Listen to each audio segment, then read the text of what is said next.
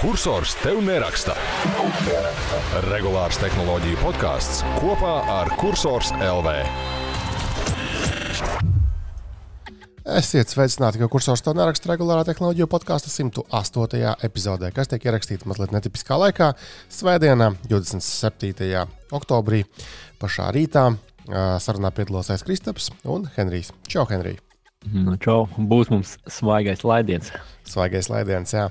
Potter laidiens. Tātad tu esi riktīgs Pottera fans, pareizi? Nu, es esmu nenormālais, bet man nāk, piemēram, reiz nedēļā, reiz divās no, kā tur bija, no Potter World vai no kaut kā newsletter. Ko viņi raksta? Ko viņi raksta tajā newsletterā? Taču filmas jau ir sen jau pagājušas.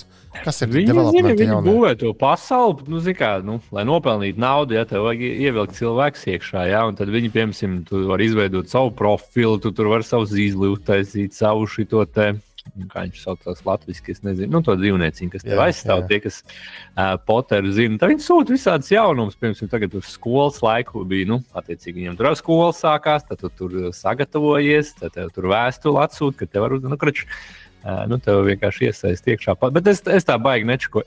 Vēl par spēlēm, protams, viņi kaut ko izziņo, jo viņi uztaisījuši tagad to Quidditch datorspēli. Tas tur ir. Bet viņi nav tāda, nav tā Hogwarts Legacy tāda līmeņa spēle. Bet, zin kā, viss kaut kādas tur informatīvos mēt. Kaut ko nopirkt, tu, protams, vari, jā, tādā ziņā. Merču. Tu izspēlēji to Hogwarts Legacy? Nē, es neesmu izspēlējis. Es domāju, tagad būs mierīgāks periods ar bērnu uz rudeni, kaut ko varēs piesaisties. Esmu tur, nezinu, varbūt kādu trešdaļu esmu izgājis no stāsta, jā, kaut kā tā. Es jau teicu, ka spēlēm man es piesēžos, bet man ātri apnīk. Uz Xbox viņi taču arī ir, ja? Vai viņi primāri? Jā, man uz Xbox. Es atzīšos, es pat skatījos vienu brīdi. Tā kā parādījās Places, un Places bija laba cena. Es domāju, var spēles pārlikt. Protams, tas tā nestrādā. Nē. Tur viss tev būtu jāpērk atkal no jauna. Jāpērk, jā. Bet, zinot, tā kā cik es spēlēju, tad jā. Man, piemēram, ir Lego sets no Harry Potter saistītais arī. Tā kā tas īsumā pastāsta par mani interesi. Ok, cool. Jo, kāpēc es par to sāku runāt? Jo šajā nedēļā mēs bijām ar ģimeni. Skolēnu brīvlaiks Latvijā, Anglijā nākamnedēļ viņiem ir izrādās. Tas nāk, mēs labi trāpījām, jo es pieņemu, ka viss būtu pilns. Jā. Tad, lūk, tā kā mums arī ģimene 3/4, atskaitot mani, ir ļoti augstā cieņā Pottera visa tēma. Visas filmas viņi ir pārējie ģimenes locekļi skatījušies, grāmatas lasījuši lielā mērā. Un tad, jā, protams, bija arī iekļauts tajā mūsu vizītē ne tikai Londona ar muzejiem un tādām lietām, bet arī tā Harry Pottera, kā viņš saucās, Warner Brothers, Studio Tour, Harry Potter, jā. Tur, kur filmēts viņš ir, jā, laikam... Warner, varbūt bija, jā, bet tur, kur viņi reāli filmējuši, jā, tā filmu studijas zāle, jā. Jā, jo, respektīvi, tur tā vieta ir, tas ir pie Londonas, burtiski, nezinu, tur maksimums pusstunda ar vilcienu ārpus Londonas, viss super vienkārši un saprotami. Tu nonāc tur tajā vietā no tās stacijas. Tev ar autobusu aizved, ļoti svarīgi no stacijas, tev ar autobusu aizved speciāli, vai jūs paši kaut kā līdz turien tikai? Šatlubusi, jā. Tu, protams, vari arī par dārgu naudu, jo šatlu no Londonas arī nopirkt, tur kaut kāds 150 paundi vai kaut kas samīdzīgs maksāja, bet to mēs tā kā izvēlējāmies neizvēlēties. Un nebija nevainas vispār reāli. Vakarā bišķiņ bija jāpagaida atpakaļ ceļā uz tiem šatliem, atpakaļ uz staciju. To naudu var iztērēt tur. Jā, tieši tā. Un tad, respektīvi, tajā vietā tur ir milzīgi angāri, kuros tad tika filmētas visas 8 Harry Pottera filmas 10 gadu garumā, tur plus mīnus. Un, zin kā, es īsti nezināju, ko gaidīt no tā visa pasākuma. Es nebiju baigi izpētījis. Braucam. Man punkti kartē ir zināmi, laiki zināmi, un davai mēģinām tur maukt. Un es biju ļoti pārsteigts par to, cik kvalitatīvi ir sataisīts. Jo ir būts visādos tādos parkos, izklaižu. Tad patīkamā lieta bija, ka tur ļoti amerikāniski. Tad, labi, tāpēc, ka tas ir amerikāņu, taču ir kompānija, kas ir filmējusi to visu, man liekas. Un visur cilvēki, kas pieskata, kas kaut ko tur komentē, tur ieintegrētas kaut kādas tur, tie nāvēži, kas tur nesājas un lēkā un skraida. Ļoti kvalitatīvi. Un tur, kur ir rindas, piemēram, tu nezini, beigās veikaliņā, viss virzās ātri, viss saprotami ir. Un arī kā, tāda tipa vietās ir tas merčs, ko tu vari beigās pirkt. Un tie merči visādi mēdz būt, kad ir ķeksīša pēc, vienkārši, nezinu, bams, kaut kāds ķīniešu sūds un virsū logo uzlikts. Šī pat merčs ir kvalitatīvs. Tādā ziņā visādi lietas. Un, protams, ka tur bērni tur to zižļus sapirkās un tad tur bija daudz viss kaut kas. Man patika, ka tas ir kvalitatīvi un informatīvi. Tas nav kaut kāds izklaižu vieta ar atrakcijām. Tur vienkārši tu ej, klausies, lasi, skaties, un ja tu esi tās filmas redzējis, tad ir ļoti interesanti, tad šitā viņi filmēja tur to vai šito. Tur tie siltumnīcā tās kaņas, mandragors vai kā, kur raustīt varēja laukā un lamājās. Jā, tas labs. Es domāju, ar to piemērs tas, ko Kristaps domā, kad varbūt kāds ir bijis Amerikā vai, zini, tie visi Disney parki, tad tur, teiksim, ir arī Harry Potter, bet tur ir, tā kā atrakcijas karuseļi izbraukt, jā, bet tas, kas ir Londonā, viņi gan, man šķiet, ka viņi nav filmējuši konkrēti, varbūt tā kā ir izstādīts, bet viņi nav izmetuši ārā. Jā.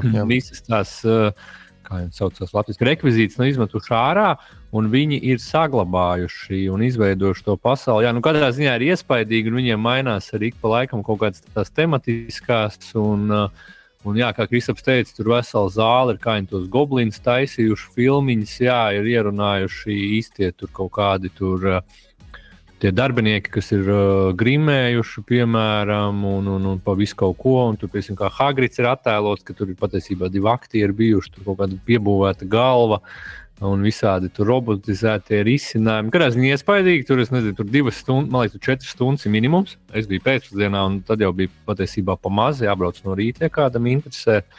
Jā, tad tur banka arī viss, jā, tiešām visi tie rekvizīti, viss tā iepirkšanās ieliņa, tā, ka tu var iziet reāli tur cauri. Jā, tā kā var uz slotas palidot, tur visāds features tajā vilcienā iekāpt, tur reāli visu, ko viņi ir izmantojuši, ko viņi ir taisījuši, jā. Un daudz, kas ir, protams, mūsdienās, visticamāk, pusi no tā būtu zaļais ekrāns un kompis, bet tad te vēl ir, teiksim, tajā laikā ieķerts, ka tas viss ir sataisīts. Tāpat pati galvenā, kur tā ēdama zāle tur diezgan. Es teiktu, ka viņi diezgan liela, protams, filmā izstās lielāka, bet kurā gadījumā tur var tā pašā sākumā, jā.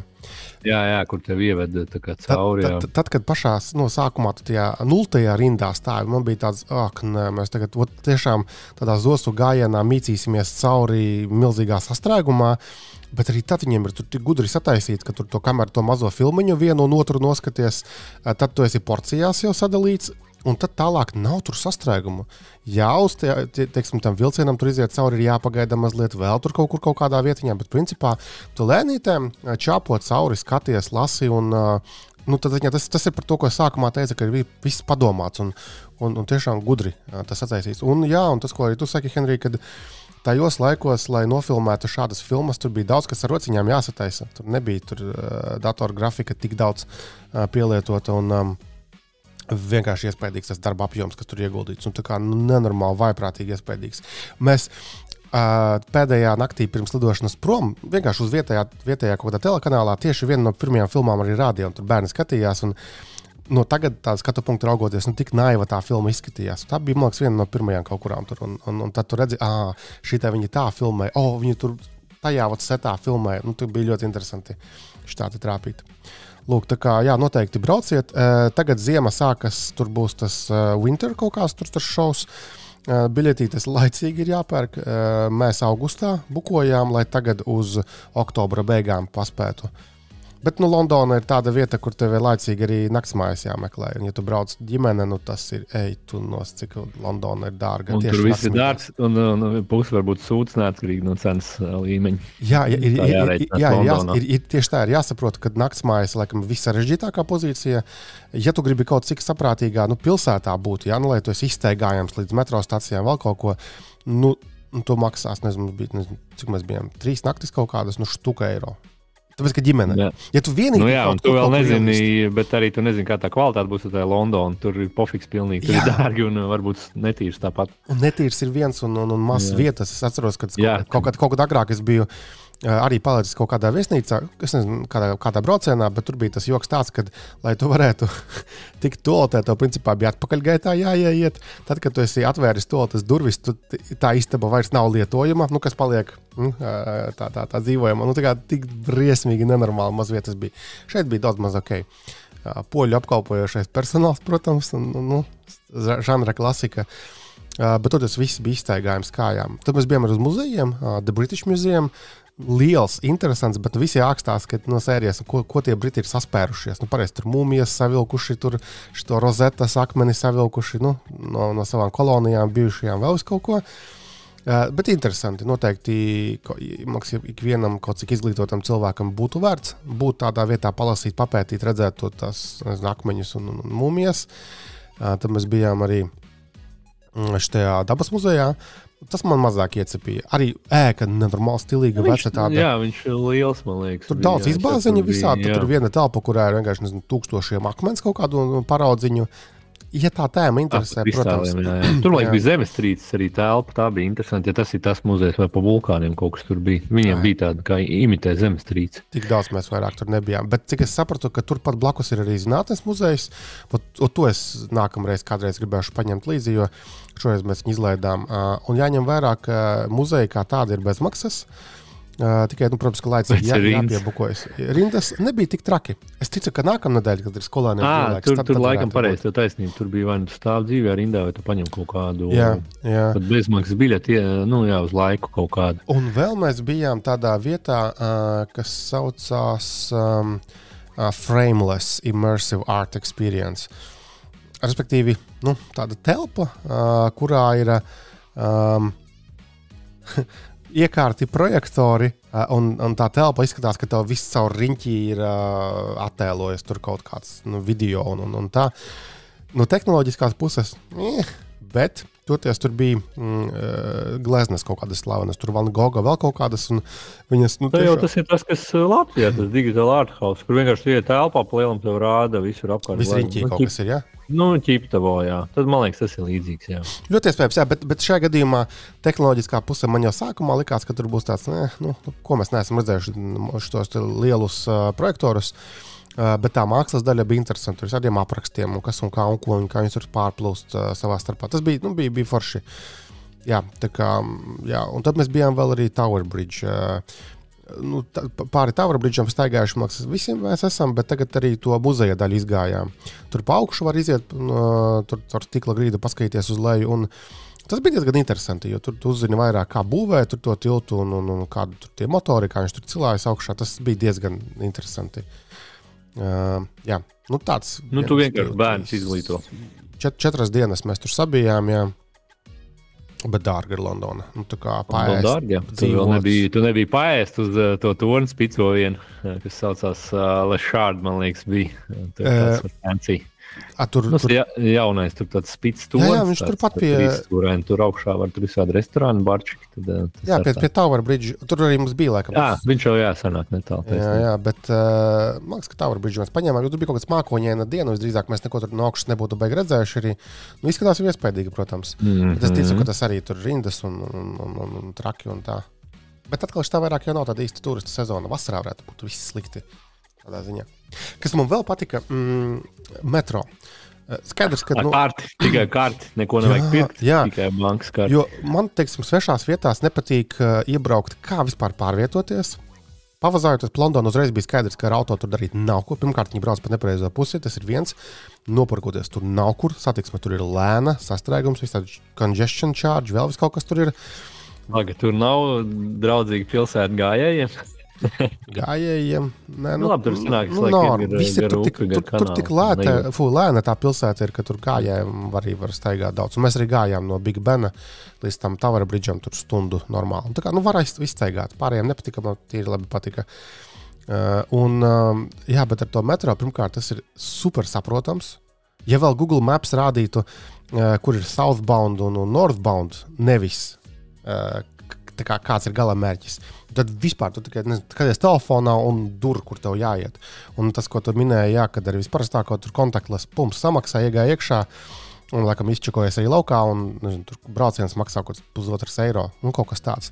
Savukārt, ja tev Jā, un tur bija tas prikols, kad viņam ar kārtu arī štaisot labāku cenu. Tā kā pa lielam tev pat kaut kādā mērā tev neapšakarē šoreiz kā ārzemnieku.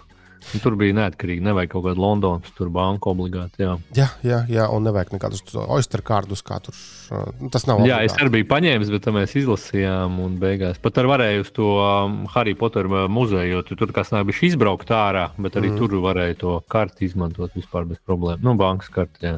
Nu jā, ar vilcieniem arī daudz maz saprotami, jo viņam tur tās mājaslapas, kas ir it kā dažādas vilciena kompānijas, bet vizuāli mājaslapas izskatās identiskas, tikai logo nomainīti, bet arī redzi, bērniem gandrīz par velti, laikam, sanāk braukšana, bet, teiksim, nu jā, 2 pieaugušajiem, tur no tās London Euston uz to Watfordu, tur šurpu bija kaut 40 paundi, bet, ja, principā, vilcieni nav nemaz tik lēti. Vai uz lidostu Gatviku kaut kādu arī tur, nezinu, 40 ar kaut ko paundi, tā arī salasās tā nauda, vai kaut kur tālāk aizbraukt, tad būs pat dārgi. Autobuss vienīgais mēs nesapratām. Google Maps pašā sākumā rādīja, ejiet tur uz autobusu, tur numur 36, vēl kaut ko aizējām, pieturos nav dabā. Tā kā, ko tagad tālāk? No lidostas? Jau pilsētā no Viktorijas uz to Frameless, to muzeju. Google Maps rādīja, ka ātrāk būs ar autobusu. Tur viens maršruts kā plaukā un staigā uz to Marble Arch. Bet tad beigās neatradām, mēs tur to pieturu autobusu it kā braukā, bet ne tas, ko mums vajag. Aizgājām uz metro. Ar metro tiešām. It īpaši, ja tur tajā, nezinu, 1. 2. zonā esi, viss tur izbraukājums un super arī pārsēsties viegli. Nekurā katrā pilsētā tie metro ir tik saprotami, man liekas. Lūk, jā, tā kā forši dārgi, bet man liekas, ka arī, lai mācās arī bērni, ka pasaulē var būt arī krietni plašāk. Bijām arī šajā netālu no viesnīcas bija Waterstones, grāmatu veikals. Milzīgs tādā vecā mājā grāmatu veikals, tur vairākos stāvos lejā hipsternīca. Filmās, jā, visu piebāst. Jā, tur hipsternīca, kad lejā tur latas var dzert un tā, bet tik foršs vibes un tik daudz grāmatu. Tas, kā sieva arī strādā izdevniecībā, viņa saka, tu skaties uz tām skaistajām grāmatām, tu zini, ka Latvijā nav tās pircēja spējas tik lielas, lai varētu atļauties izdot šādas grāmatas. Un tad daudz izsūkstās, kāpēc Latvijā izdot tikai sūdu, ja kaut kādu populāro vai kāpēc, nezinu, nav tik smuku grāmatu kā ārzemēs, pērciet grāmatas, tad arī viss šeit arī būs. Nav jau problēma izdot visu, ko viens sirsniņa kāro, tikai kādam ir tas jāpērk. Izdošana ir, dārgs prieks papīra grāmatu. Lūk. Labi, tu tomēr biji Londonā, tas ir finanšu cenu, nevar arī salīdzināt ar Rīgu. Twitterī visi gudri saka, ka nav nekas tur baigi dārgāks. Varbūt, ja tu tur dzīvo un esi piešāvies, pie kura turka iet tur mazgāt mašīnu, vai pie kura Pakistāņa 12 kvadrātmetru dzīvoklī dzīvot. Atkal, savalkot ar mūsu tēmu, es biju kaut kā nepiefiksējis, kad liela daļa no tiem kebiem, tiem takšiem, jau ir elektriski. Arī lielie autobusi, tie double-deckeri sarkanie, kas parasti ir sarkani, arī liela daļa ir elektriski un kopumā tā pilsēta kļūst klusāka. Te kaut kādos dažos momentos krustojumos piebrauc tarkšķošs vecais tas autobuss, un tā starpība ir tik milzīga tajā visā troksnī, ko rada šie aparāti. Tā kā, interesanti arī tas. Lūk. Tad redz, vismaz kaut kāds īstais ieguvums no elektrifikācijas. Varbūt mēs tur runājam par privātiem auto ar viens, bet sabiedriskais un iespējams, kad fūras, lielie transporti, tur varētu būt reāli kaut kāds tāds jūtams. Jā. Lai tur nav tikai love and hate relationship ļoti pretējs, kur kaut kāda kopējā konsensus. Jā, bet man liekas, ka kopumā tie, kas ir ritīgie Die Hard Potter fani, es domāju, tur var braukt visi. Kristaps ir labs piemērs. Es domāju, iespaidīgi liksies visiem. Bet svarīgi, filmas jāredz. Tomēr tie, kas lasījuši grāmatas un nav varbūt filmas redzējuši, es domāju, tad nebūs tik krūti neliksies. Te tomēr uzsvars uz filmām. Jā, protams, stāsts, visi detaļas ir, bet te uzsvars uz filmām. Jā.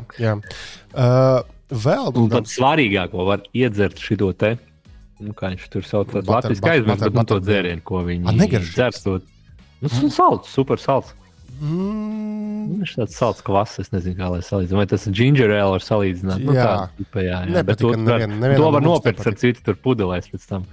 Gan tajā vietā, kur tu biji, un starp citu, ja kādreiz kāds Londonā, viņiem ir mazais veikaliņš arī tajā centrālajā stacijā, vai kas viņiem. Tur ar maziņš veikaliņš ir starp citu, jā. Tā tur bija. Bet tas negaršoja mums, to mēs arī nopirkām tur tajā pusceļā turas. Jā, tur, kur ēst, jā, tur vēl ēdināšanas zona, jā. Tur, kur viņš pa visu padomāts, jā. Jā. Nu vēl, protams, tad ir pāris tehnoloģiskas nianses. Skaidrs, ka navigēt tur pilsētā visērtāk ir ar telefonu. Es jau esmu arī citos ceļojumos pieradis. Google Maps ir tas, kas reāli darbojas. Tādās, es domāju, labi zināmās lielās pilsētās, arī kā Londona. Tie ved galamērķi savējo, uzspied uz transportation sadaļas, un viss viņš parāda, kurš kāds metro, cik jāiet, kur jāiet. Vienīgais, ko es piefiksēju, ka tik lielās pilsētās tomēr ar to GPS, ir tā, ka, ja tu staigā tur pazemē, augšzemē, un ne tik ātri tas telefons atšaknījies, un mēdz būt tā, ka, tur puskvartālu noej, un tad viņš, vispār tā bija jāiet tur. Bet tā idejiski tu ātri saproti laikus, attālumus, un tas ir ērti. Labi, iela nosaukums jau var pastīties. Tik daudz jau vēl saproti. Jā, bet ielu nosaukumi Londonā nav nemaz tik bieži atzīmēti uz iemājām. Tas bija tāds pārsteigums. Man parasti viss kaut kas apkārt. Es citu, ko es gribēju, ka man aizmirst. Ko tu ar internetu darīji? Tu vienkārši paņēmi LMT kaut kādu vai nezinu, vai vietējo pirki Revolutu tagad vai ko? Nē, tā kā esmu pieradis pie Airolo, tiem ESIM servisiem, tad es tur nopirku 3 gigabaitus ar domu, ka varēs tur hotspotot, jo visi ģimene taču arī vajag. Bet reāli Wi-Fi visapkārt ir. Un iztērēju no tiem 3 gigabaitiem, 500 megabaitus par tām dienām. Tā kā reāli par daudz biju paņēmis šoreiz. Bet cik tas izmaksāja? Tie 3 gigabaiti? 9 eiro. Tad ir izdevīgāk. Jā, man liekas, LMT bija gigabaits 12 kaut kas tāds. Jā, jo jāņem vērā, protams, kad vairs nav Eiropas Savienībā, un tur bērniem uzreiz bija jāatslēdz roamings, lai viņi tur neiztērē man baigos piedzīvojumus.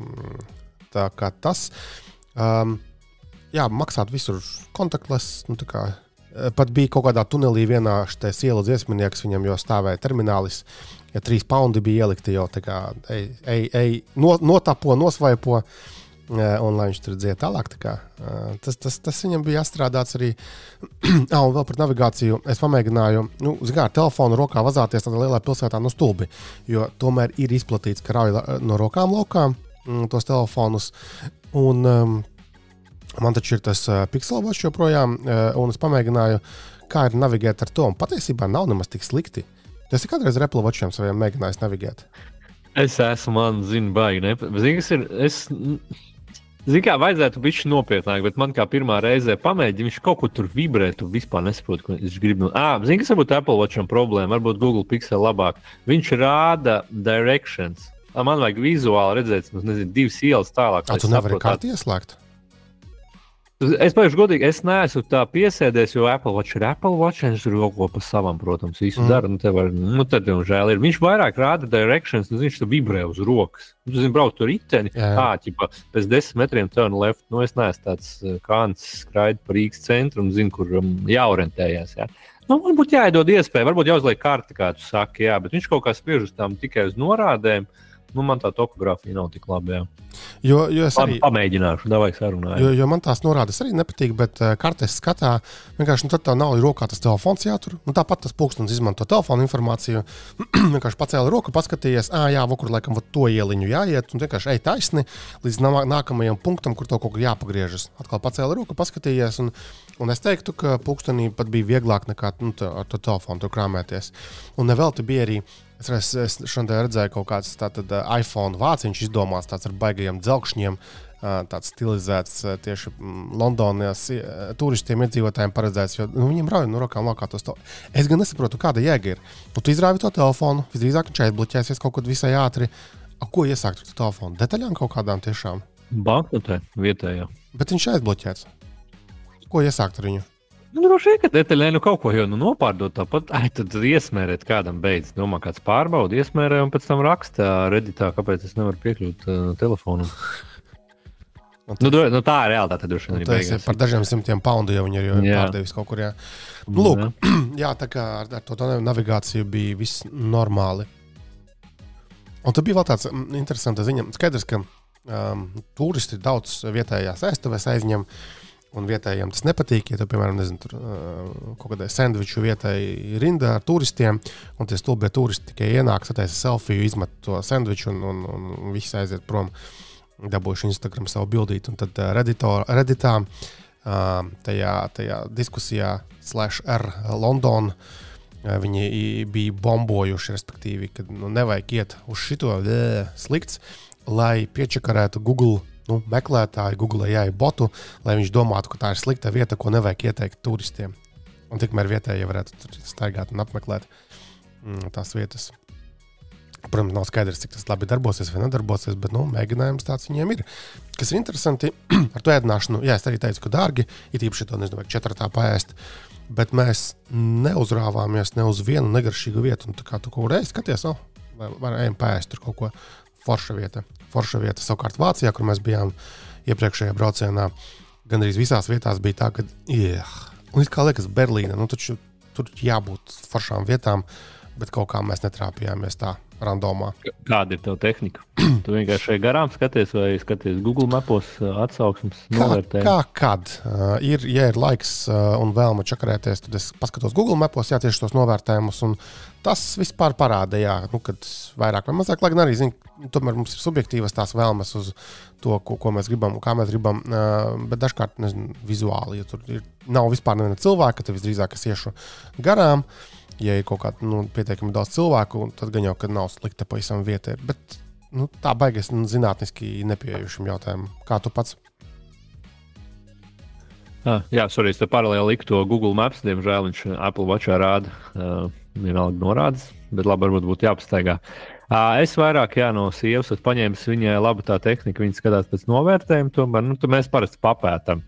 Un palasām atsauksmes. Jā, tev taisnība, kad ir dažreiz nevar saprast, jo tur ir super heiteri, kas bieži vien varbūt ir krievu tautieši.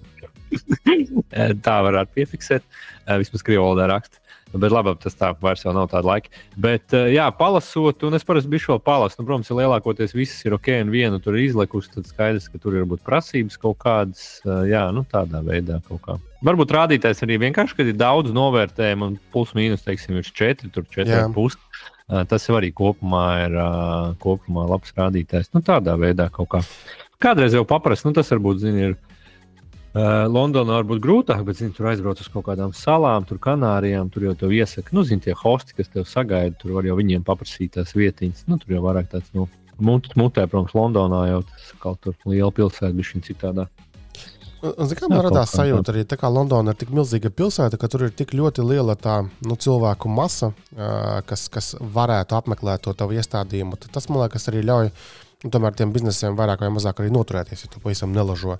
Kaut kādā Rīgā, piemēram, salīdzinājumam, ja tev, potenciāli mēnesī var atnākt 500 cilvēki paēst, nekādu beigot biznesu tu tur neuzturēsi.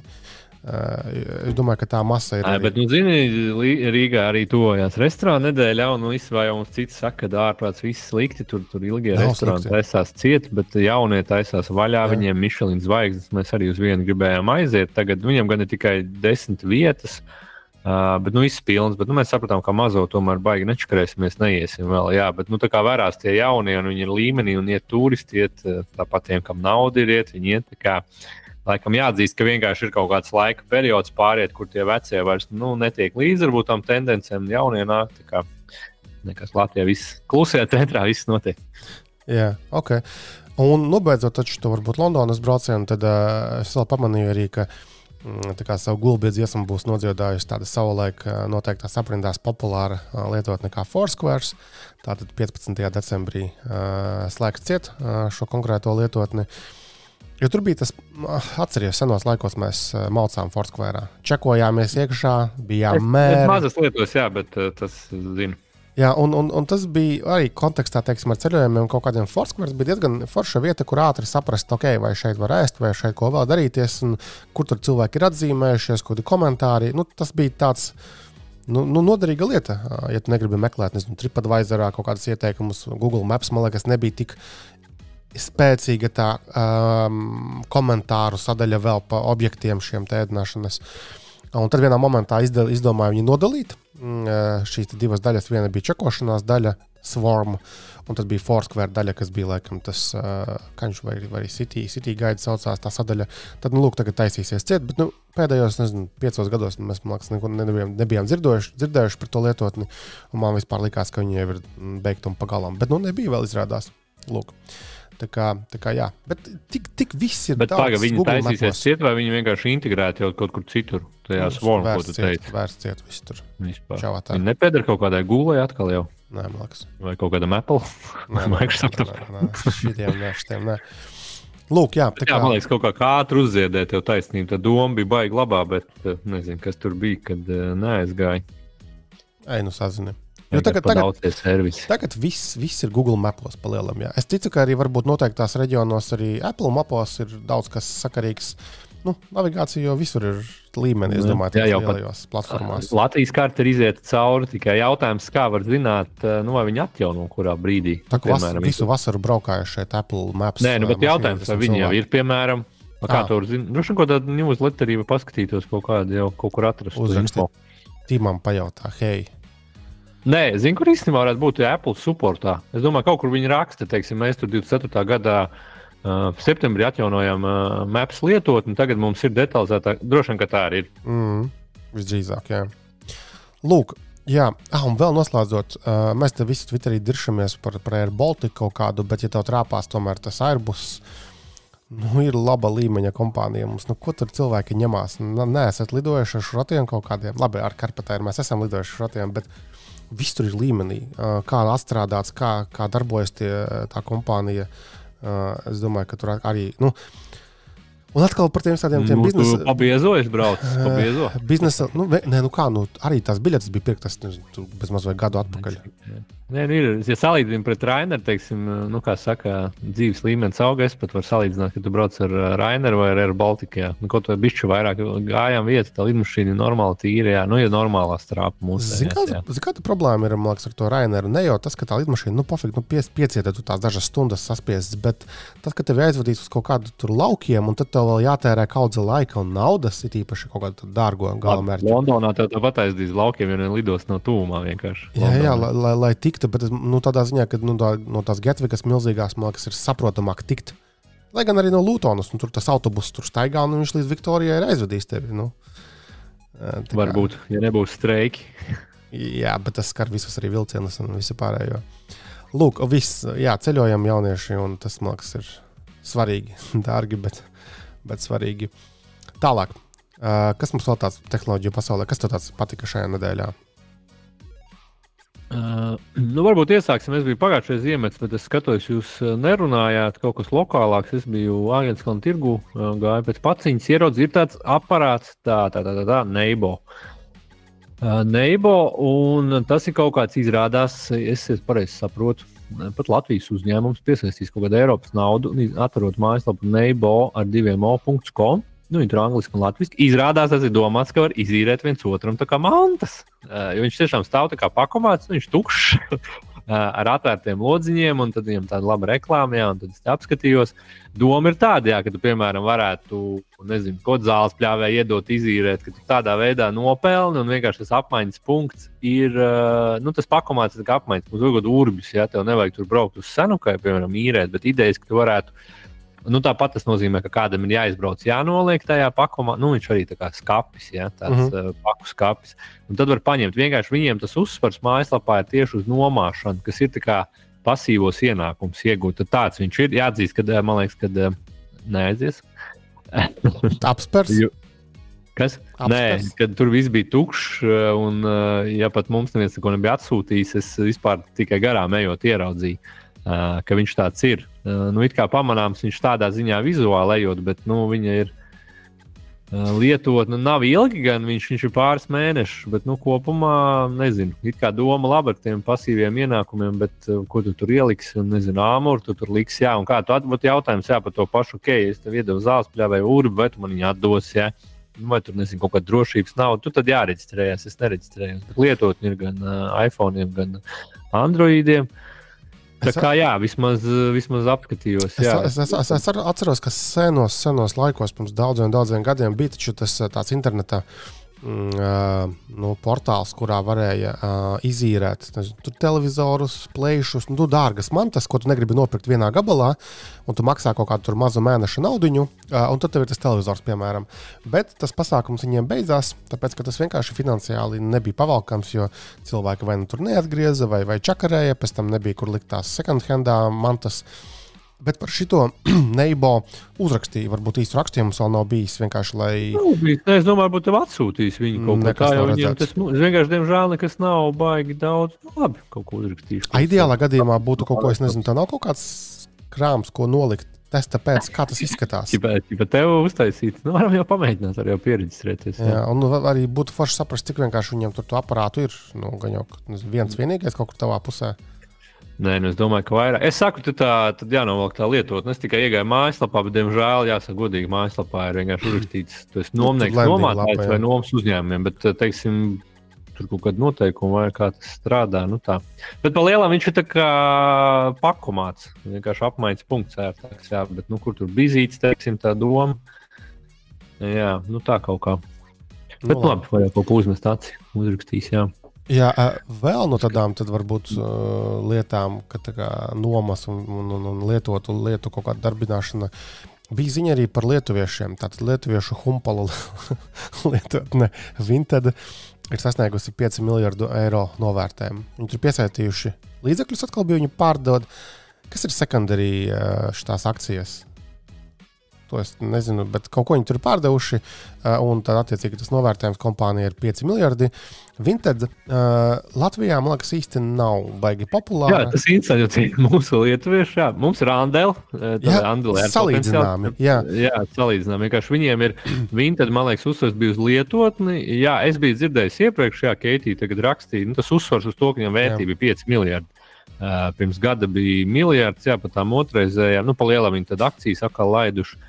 Piesaistījuši 340 miljonus eiro, tagad pēdējā raundā, jā, un tad ir 5 miljardi, bet Vinted joprojām, tikai šogad sanāk ir, 23. gadā, iepriekšējā gadā, tātad pirmo reizi kļūst pelnošs, pat pie liela apgrozījuma, principā līdzīgi kā Revolūts, vienkārši audzē tikai bāzi. Cilvēku, jā, katrā ziņā vispār cepuru zinot, kad arī, tas second hand interesanti, kas viņiem ir tas, kā viņi paņem to tirgu, jo kaut kas rakstīja eBay, tāpat Amazon, jā, acīm redzot. Gan jau, kad novērtējumu visu šī sociālā daļa, jo es zinu, ka Lielbritānijā viņš ir ļoti populārs, tas Vinted. Visi tās second hand šmotkas tur rapavus, vēl vis kaut ko tur pērkās. Viņi zina pareizos tirgos, jā. Atvēris es un Andeli, tā kā ko tur tāds Vinted. Es ChatGPT pajautāju tagad tikko, kādi vēl ir unikorni, respektīvi virs miljardu novērtējuma kompānijas no Lietuvas. Lietuvā.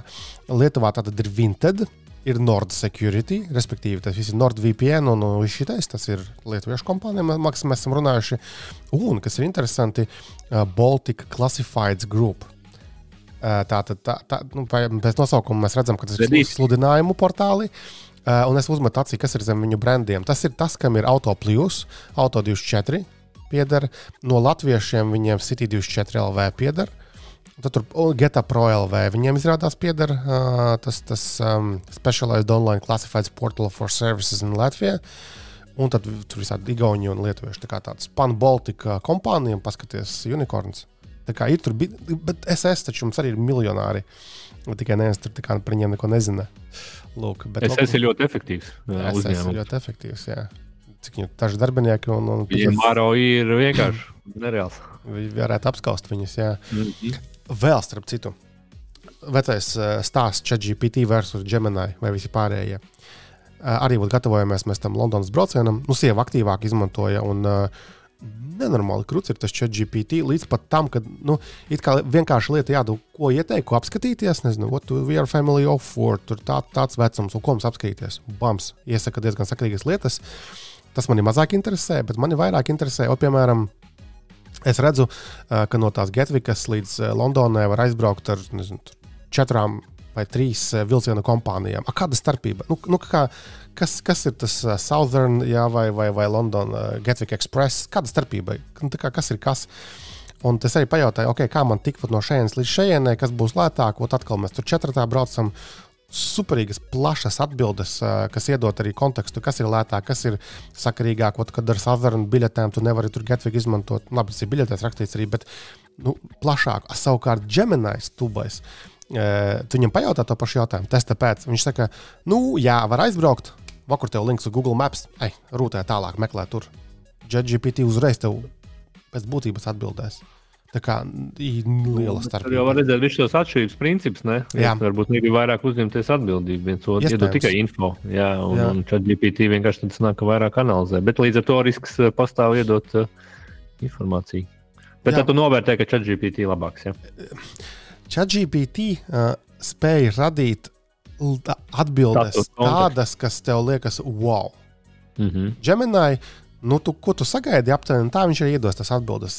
ChatGPT pat bezmaksas versijas, tas modelis pārsteidz, wow, es negaidīju, ka tā kā dabūs, it kā loģiski, bet tā, kad tu redzi to atbildi un viņi ir tik jēdzīgi, tev pateiks, piemēram, arī nevis kas ātrāks, viņš arī gan jau, ka balstoties uz kaut kādiem rakstiem kaut kur tur internetā, parasti ātrāks, šitais ir maršruts, jā, tur, nezinu, izmantojot tube, nevis tur autobusus kaut kādus, jā. Loģiski ļoti izklausās. Vēl starp citu par to pašu ChatGPT vakarā es atkal plusījos tur, pa kursora serveru daļām kaut kādām, un tur bija daži neskaidrības par atsevišķu servisu konfigurācijām, un tagad es pat esmu tik tālu aizgājis, es paņemu to konfigurācijas failu, to tekstu visu, kas ir bums iemetu ChatGPT. Tā, hei, pasaki man, kas šeit ir nepareizi un kuras lietas varētu uzlabot. Un tā kā, protams, ka tāds bots zina, ko nozīmē katrs tas parametrs, un iedot arī kontekstu. Tad mēs, nezinu, tur web serveris, kuram tur ir tāds un tāds apmeklējums, tāds un tāds tehnoloģiju steks, un viņš arī saka, jā, tavā gadījumā vajadzētu šito parametru šitādu, tev ir tāds. Un tagad es arī paralēli eksperimentēju un izskatās, ka dažas lietas arī paliek labākas, ātrāk ielādējas, lapa tur stabilāk darbojas. Vienkārši mums ir jāmācās lietot. Ar šito ielika Gemini arī, jo viņš it kā ir uz programmēšanu labāk balstīts. Viņi visi ir uz programmēšanu. Tāpēc, vismaz tā bija Gemini savu reklamē, ka viņiem tur ir Python integrācija. Es tik tā iedomājos, varbūt tu vari šitādu vismaz. Varbūt ChatGPT labāks kontekstam tu ceļojot, bet varbūt Gemini labāk māk šitos paspēt. Man liekas, ka viņi visi vienlīdz labi māk tehniskos jautājumus atbildēt, tāpēc, ka tehniskie jautājumi ir super konkrēti. Un reāli tev ir kaut kāda dokumentācija, visiem viņi ir viena, un vienkārši, cik tu apstrādā to tekstu māki. Un Gemini, es iepriekš arī Gemini izmantoju tieši visādiem tur IT jautājumiem, konfigurāciju jautājumiem, tur arī nebija nekāda problēma. ChatGPT vienkārši arī to pašu labi izdara un vēl vairāk. Un tā ir tā atšķirība. Lūk. Jā. Tas ir par viņš tev iedod pievienoto vērtību, kāds cilvēkiem patīk customer service, ja iedod kaut ko klāt. Jā, es pat tagad domāju, vienkārši nopirkt uz gadu vai noabonēt to ChatGPT, vienkārši tā viņš ir un izmanto. Mums darbā ir, mums darbā ir, un tad es arī jau šeit kaut ko paprasu, vismaz patestēju, jo es pieņemu, ka mums varbūt ir, uzņēmums paņem, tad ir tas arī, tas jaudīgākais modelis, un tas parastais, kas visiem, jā. Bet jāmācās lietot, un tiešām jāmācās lietot, un kaut kādos atsevišķos jautājumos, jūs arī par tiem pašiem visiem konfigiem, es atrastu to visu. Vienkārši pa vienam man būtu jāmeklē, ko tas nozīmē konkrētais parametrs, un man būtu grūti tādu plašāku kontekstu saprast no sākuma, kamēr es nesaprastu, ko katrs tas atsevišķais parametrs. Šeit tev bams, tā kā tev ir šitais, tev visdrīzāk, šito ir jāpamaina, vienīgais ir arī jāmācās līdzi, lai nav tā, ka tu kaut ko tur random pamaini, pēc tam kaut kas apstājas pēc kāda brīža, un tad ir, kāpēc tā notika? Tāpēc, ka tu nebija loks. Tad atkal jāredz. Tur jau visu laiku līdzi jādomā. Vēl par šitiem chatbotiem runājot, tad bija tāds bēdīgs notikums. Ir tāds Character AI. Es mēģināju. Es arī neesmu mēģinājis, bet esmu aptuveni fišku saprotu, respektīvi chatboti, kas ir izveidoti kā tādi virtuālie draudziņi palielam, ar kuriem tu vari komunicēt. Ko var? Tad tikai komunicēt, ja? Jā, un Ansim nebūtu ko pakomentēt, ja? Un Ansis ar mums var komunicēt. Viņam mēs esam badīgi. Es domāju, ka citur izmanto to mākslīgo intelektu, citu veidu baudai. Šitie ir diezgan tādi seksualizēti, un te ir tāds problēma notikusi, kad kā 14-gadīgs zēns ir čatojis ar šitiem te chatbotiem kaut kādiem, un tad beigās padarīs sev galu, un tad mamma grib iesūdzēt tiesā, jo viņi tur saka, ka... Kāpēc tā? Kāds bija, kas tur aizgāja garām? Tam čalītim bija kaut kādas veselības problēmas, protams, bet tā māte raksta tajā tiesas sūdzībā prāvā, kad paspilgtināja šīs te problēmas, un ka tas chatbots bez mazvai ir tur teicis, jā, ka tos labot paņem, vai nošojies, un tā. Tas ir tas, ko tas 14-gadīgais ir izdarījis. Protams, vēl jautājums, kā 14-gadnieks tiek pie ieroča, bet tas nebija Amerikā, vai tas bija Amerikā? Viņš tiešām nošāvās, vai viņš citādā veidā padarīs savu galu? Es tā saprotu, ka nošāvās. Sewell Setzer. Jāmeklē, kur tas ir. Varbūt arī Amerikā. Iestāku neesi gatavs. Jā, lūk, bet jā, tur tie chatboti ir tādi ļoti seksualizēti un charakter AI varam paskatīties, kamēr tā bodīte vēl nav aiztaisīta, bet būs vēl. Mēs taču esam redzējuši, arī Telegramā ir kaut kādi tie chatboti arī, jo LLM ir šitādi uz valodām, uz sarunām, tas ir viens no īstajiem pielietojumiem. Tu izlasīji to grāmatu, ja? Bet tas jau ir aprunāts 3 podkastos iepriekš, ko es neesmu klausies. To seno? Tu to plāno? Jā. Bet tā bija tāda... Tu teici, ka tu sapratīsi, lai tu varētu beidzot how AI works, ja? To es lasīju. Tur tā baigi. Nesaprat, ja? Ne visu es sapratu. Tur ir baigi sarežģīti. Tur bija mēģināts skaidrot vispār, kā tur Midjourney's bildes taisa, kā no nekā rada kaut ko par LLM-iem. Tur, kur viņš aiziet algoritmus, ja? Visādos matemātiskos visticamāk. Šajā konkrētā grāmatā par matemātiku nerunāja. Tieši uzsvars bija uz to, ka vai mēģināsim vienkārši pieiet, bet pat šie vienkāršie bez matemātikas koncepti, nav tā, ka tu vari apsēsties tur vakarā ar tējas krūzi un tā laiski palasīt. Tur nav nekas vienkārši tajā tēmā. Tādiem var būt. Aprasīja ChatGPT, lai viņš to vienkārši izstāsta, kas ir darbojas. Nē. Tur tas joks ar tiem LLM-iem ir tāds, ka tie zinātnieki paši nezina, kāpēc viņi atbild tie boti tā vai šitā. Tā kā atbild, ja? Bet tad viņiem ir kaut kāda teorijas tikai, ja? Kā viņiem ir aptuveni skaidrība, kā tas darbojas. Tas ir crazy, ja viņi nezina pat. Tas jau tādu Terminatoru variantu tomēr patur vienmēr kaut kur prātā. Bija vēl taču, ka kaut kas runājot par šitiem te botiem, ka kurš Klaudējai sataisījuši vai sataisīs modeli, kurš varēs kontrolēt tavu datoru aktīvi. Ka viņi pagaidām tādā eksperimentālā stadijā vēl, un kad būs computer use. Kāds ir kontrolēt kaut kāds vaicājums, es vienkārši uzpasīju. Skatīties ekrānā, pārvietot kursoru, spiest pogas, rakstīt tekstu. Tas viss ir kā? Tas ir droši vien domāts tiem, ka varbūt kaut kāds automatizēts. Arī tas ir viens, bet visdrīzāk tas ir kaut kāds automating operations. Tā viņam ir tur tajā pamācībā. Lai tev nav jāuzbūvē kaut kāds atsevišķs programmu risinājums, kas automatizē kaut ko. Ķipā RPAs kaut kāds. Jā, tieši tā.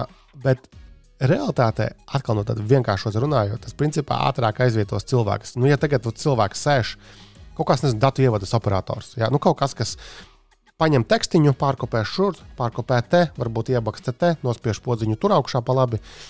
Tas viss ir noautomatizējums tagad. Un ar to botu visdrīzāk, ka tev nevajadzēs būvēt atsevišķu risinājumu.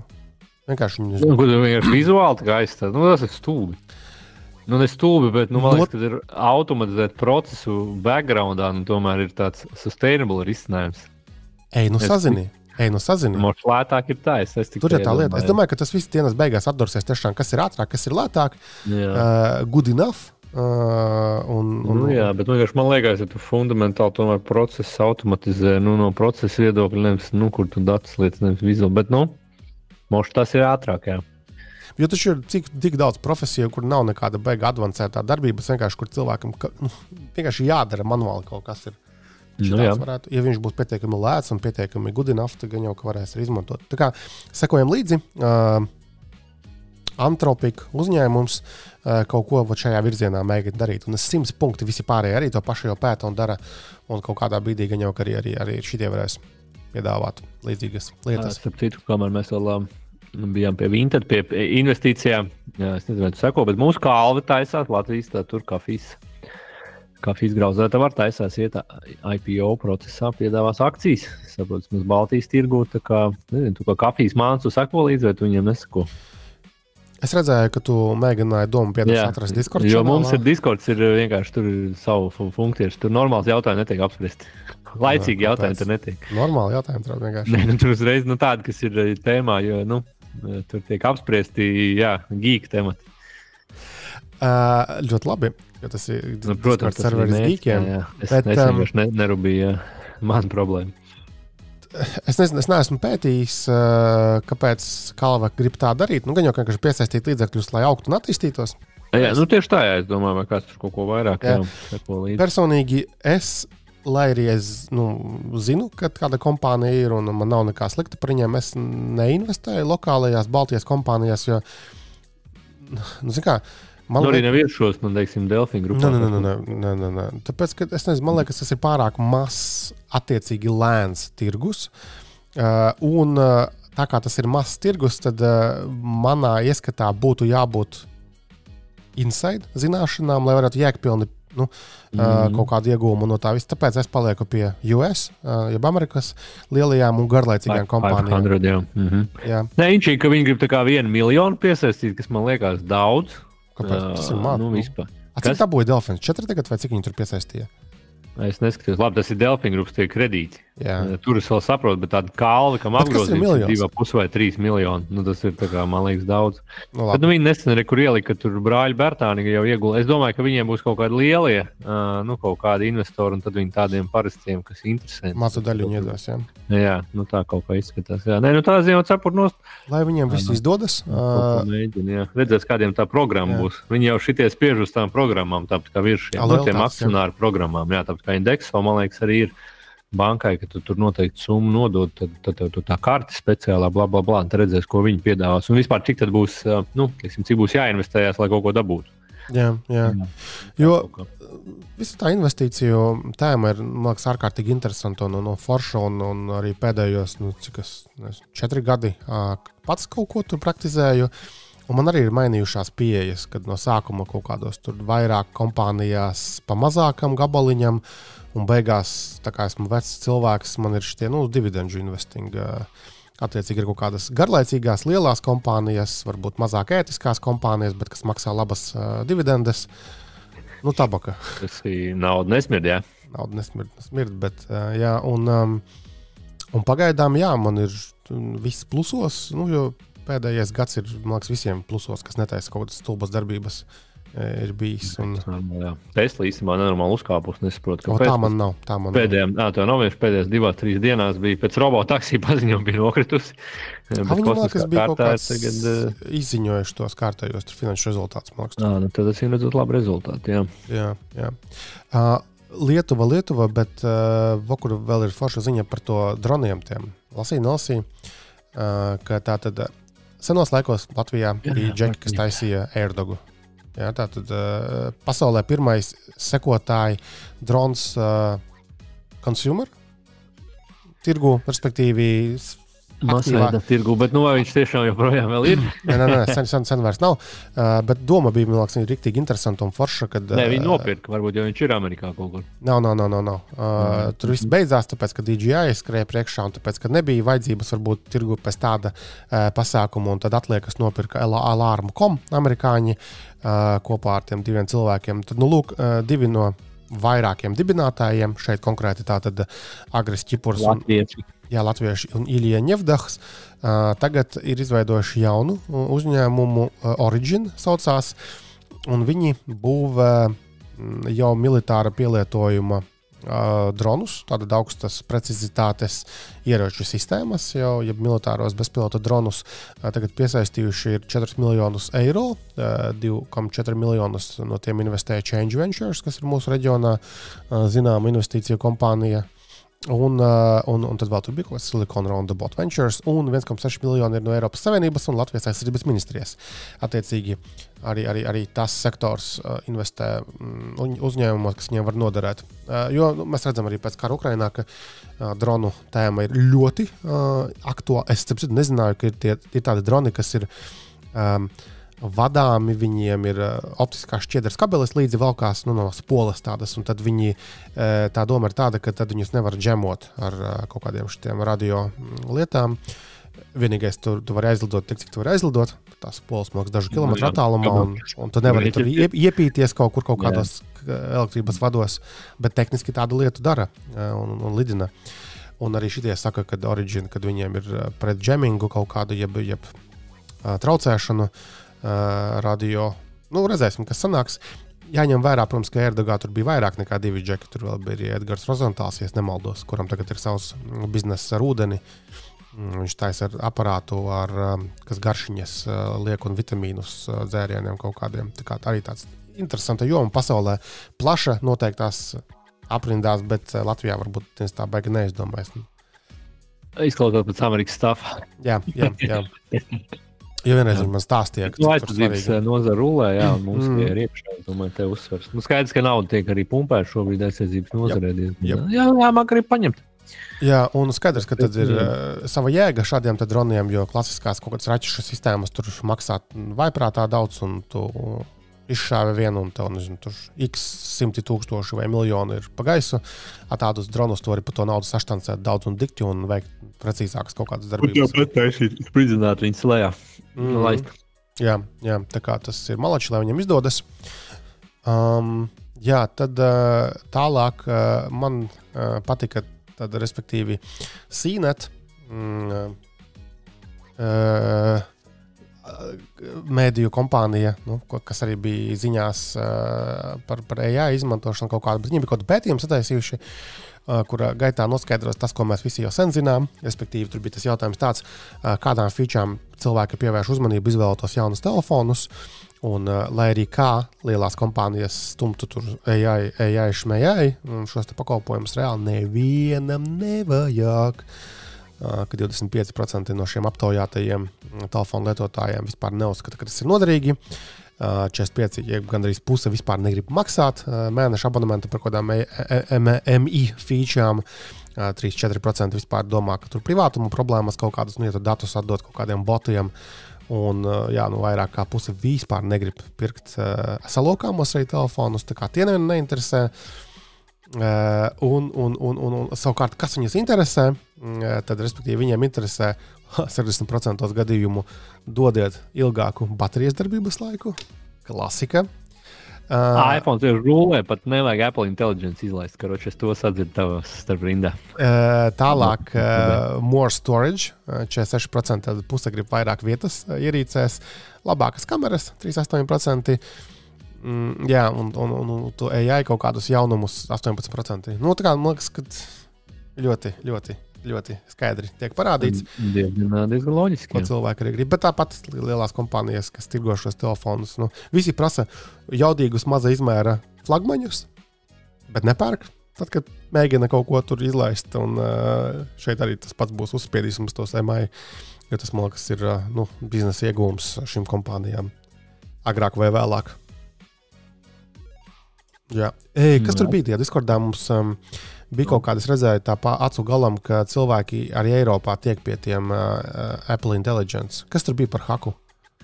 Nē, viņi tur bija sarakstījuši vienkārši, ko vajag izdarīt mūsējie. Laikam, kad īsti pa lielam vajag nomainīt tos reģionālos uzstādījumus, un tad idejiski tev vajadzētu iet, tev pat nevajag tik ļoti to iCloud pārlikt, tā kā, official reģionu, bet pietiek telefonam samainīt. Es saku, kādam interesēt ar pieteikties mūsu Discordā mobilajās ierīcēs, mūsu kanālā pameklēt, jo Džekite raksta, kur ir tā, man rekustāv. Tagad pietiek ar USA reģionu telefonam, valoda USA, English USA. Man liekas, viņš pat neņem British, vajag USA English, tad Apple account reģiona, tomēr vajag Apple account un Siri valodai. Bet, kurā gadījumā, ja arī nav simkartes telefons, saņem signāls no bāzes stacijām, priekš blablabla, jā, ok. Pa lielam tad sanāk, kad pietiek nomainīt visus te uzstādījumus, un tā, laikam nevajag nekādas kartes tur mainīt, neko, bet... plus mīnus. Plus vēl beta versiju vajag uzlikt, jo it kā oficiāli 18.1 vajadzēja būt tad nākamnedēļ saistībā ar visiem arī Apple jaunumiem. Uz oktobra beigām tā arī Apple solīja 4 dienas pa lielam palikušas. Jā. Reku viens raksta pat nav Apple account reģionam, jābūt App Store kontam reģionam US. Es telefonā izmantoju savu Eiropas Apple ID, kas ir principā tas konts, kas pārvalda visas ierīces. Un tad ir App Store vienkārši cits konts ar US reģionu. Tas laikam pat izklausās pavalkamāks. Bet es atzīšos godīgi, man personīgi nav iekšā. Jūs man teikt, lai es negribas čakarēties. Nav baigi iekšā. Tu esi tik slengs. Varbūt. Kas? Tu esi tik slengs. Nu, jā, ārā jau pasēdēt. Zin kā, iznāks ārā, paskatīsies. Tiešām būs kaut kas tāds. Bet, zin kā, tas precīzi tiks izmantots viens, tas kaut kāds tur, kas viņiem vispār sākumā. Viņiem pa daļām viss iznāks. Es tur neko no tā visu neizmantoju tāpat. Klau, tu nomainīji iPhone 16 vai vēl ne? Es tev piedētos rindā. Es esmu kapitālists, man ir tas viss līgums, pa ko viss smiesies. Bet man ir tas atvērtais līgums uz 2 gadiem. Man viņš beigsies, es varēšu mainīt tagad, bet tāpēc es pieteicos jaunumiem, jo vispār nebija iPhone reāli, kopš viņš iznāca septembrī, man liekas, pēc nedēļas nebija pieejams neviens. Ne 16, ne 16 Pro, ne Pro Max, neviens nebija pieejams nevienā krāsā. Es nezinu, vai tā ir. Nevienā ietilpībā. Jā, viņi tagad ir pieejami. Man tikai interesē, vai... LMT nebija pieejams. Labs jautājums. Iespējams, es esmu LMT klients, jā, es citur godīgi sakot neskatījos, es apstījos banku, tev tiešām tur bija Apple 16. Es nezinu, jau pirmajās dienās viņš bija, ja skatījos. Jā, tā kā tev tur cepur nost. Vienīgais, kas man interesē šitajā kontekstā, tagad dodot atpakaļ telefonu nomainīt, iepriekš tur bija 9 mēnešu figurēja, tur samainīja līdzīgi kā iDealam arī tagad ir tur vispār uz 3 gadiem, var paņemt dodot atpakaļ. Vai viņi tomēr ņems atpakaļ? Jo ierīces lietot gadu un 2 jau ir atšķirība. Un tur jau visādas var redzēt, aizbūšu, protams, ļoti pissed off, kā saka, ja man nepaņems. Es domāju, varēs pastāstīt podkāstā par to, cik ļoti tu pissed off esi. Jā, jo es tagad domāju, 2 gadu man tāpat stāv vāciņā, bet viņš tāpat tur saskrāpēs. Es tagad intereses pēc šodien braukšu uz veikalu, pēc pārtikas aiziešu. Es paprasīšu, pirms es ņemu. Tad es nomainīšu. Jo mēs jau kā kārtīgs bloks, mums jau nav apskats nekāds. Varbūt arī nav jēgas vairāk.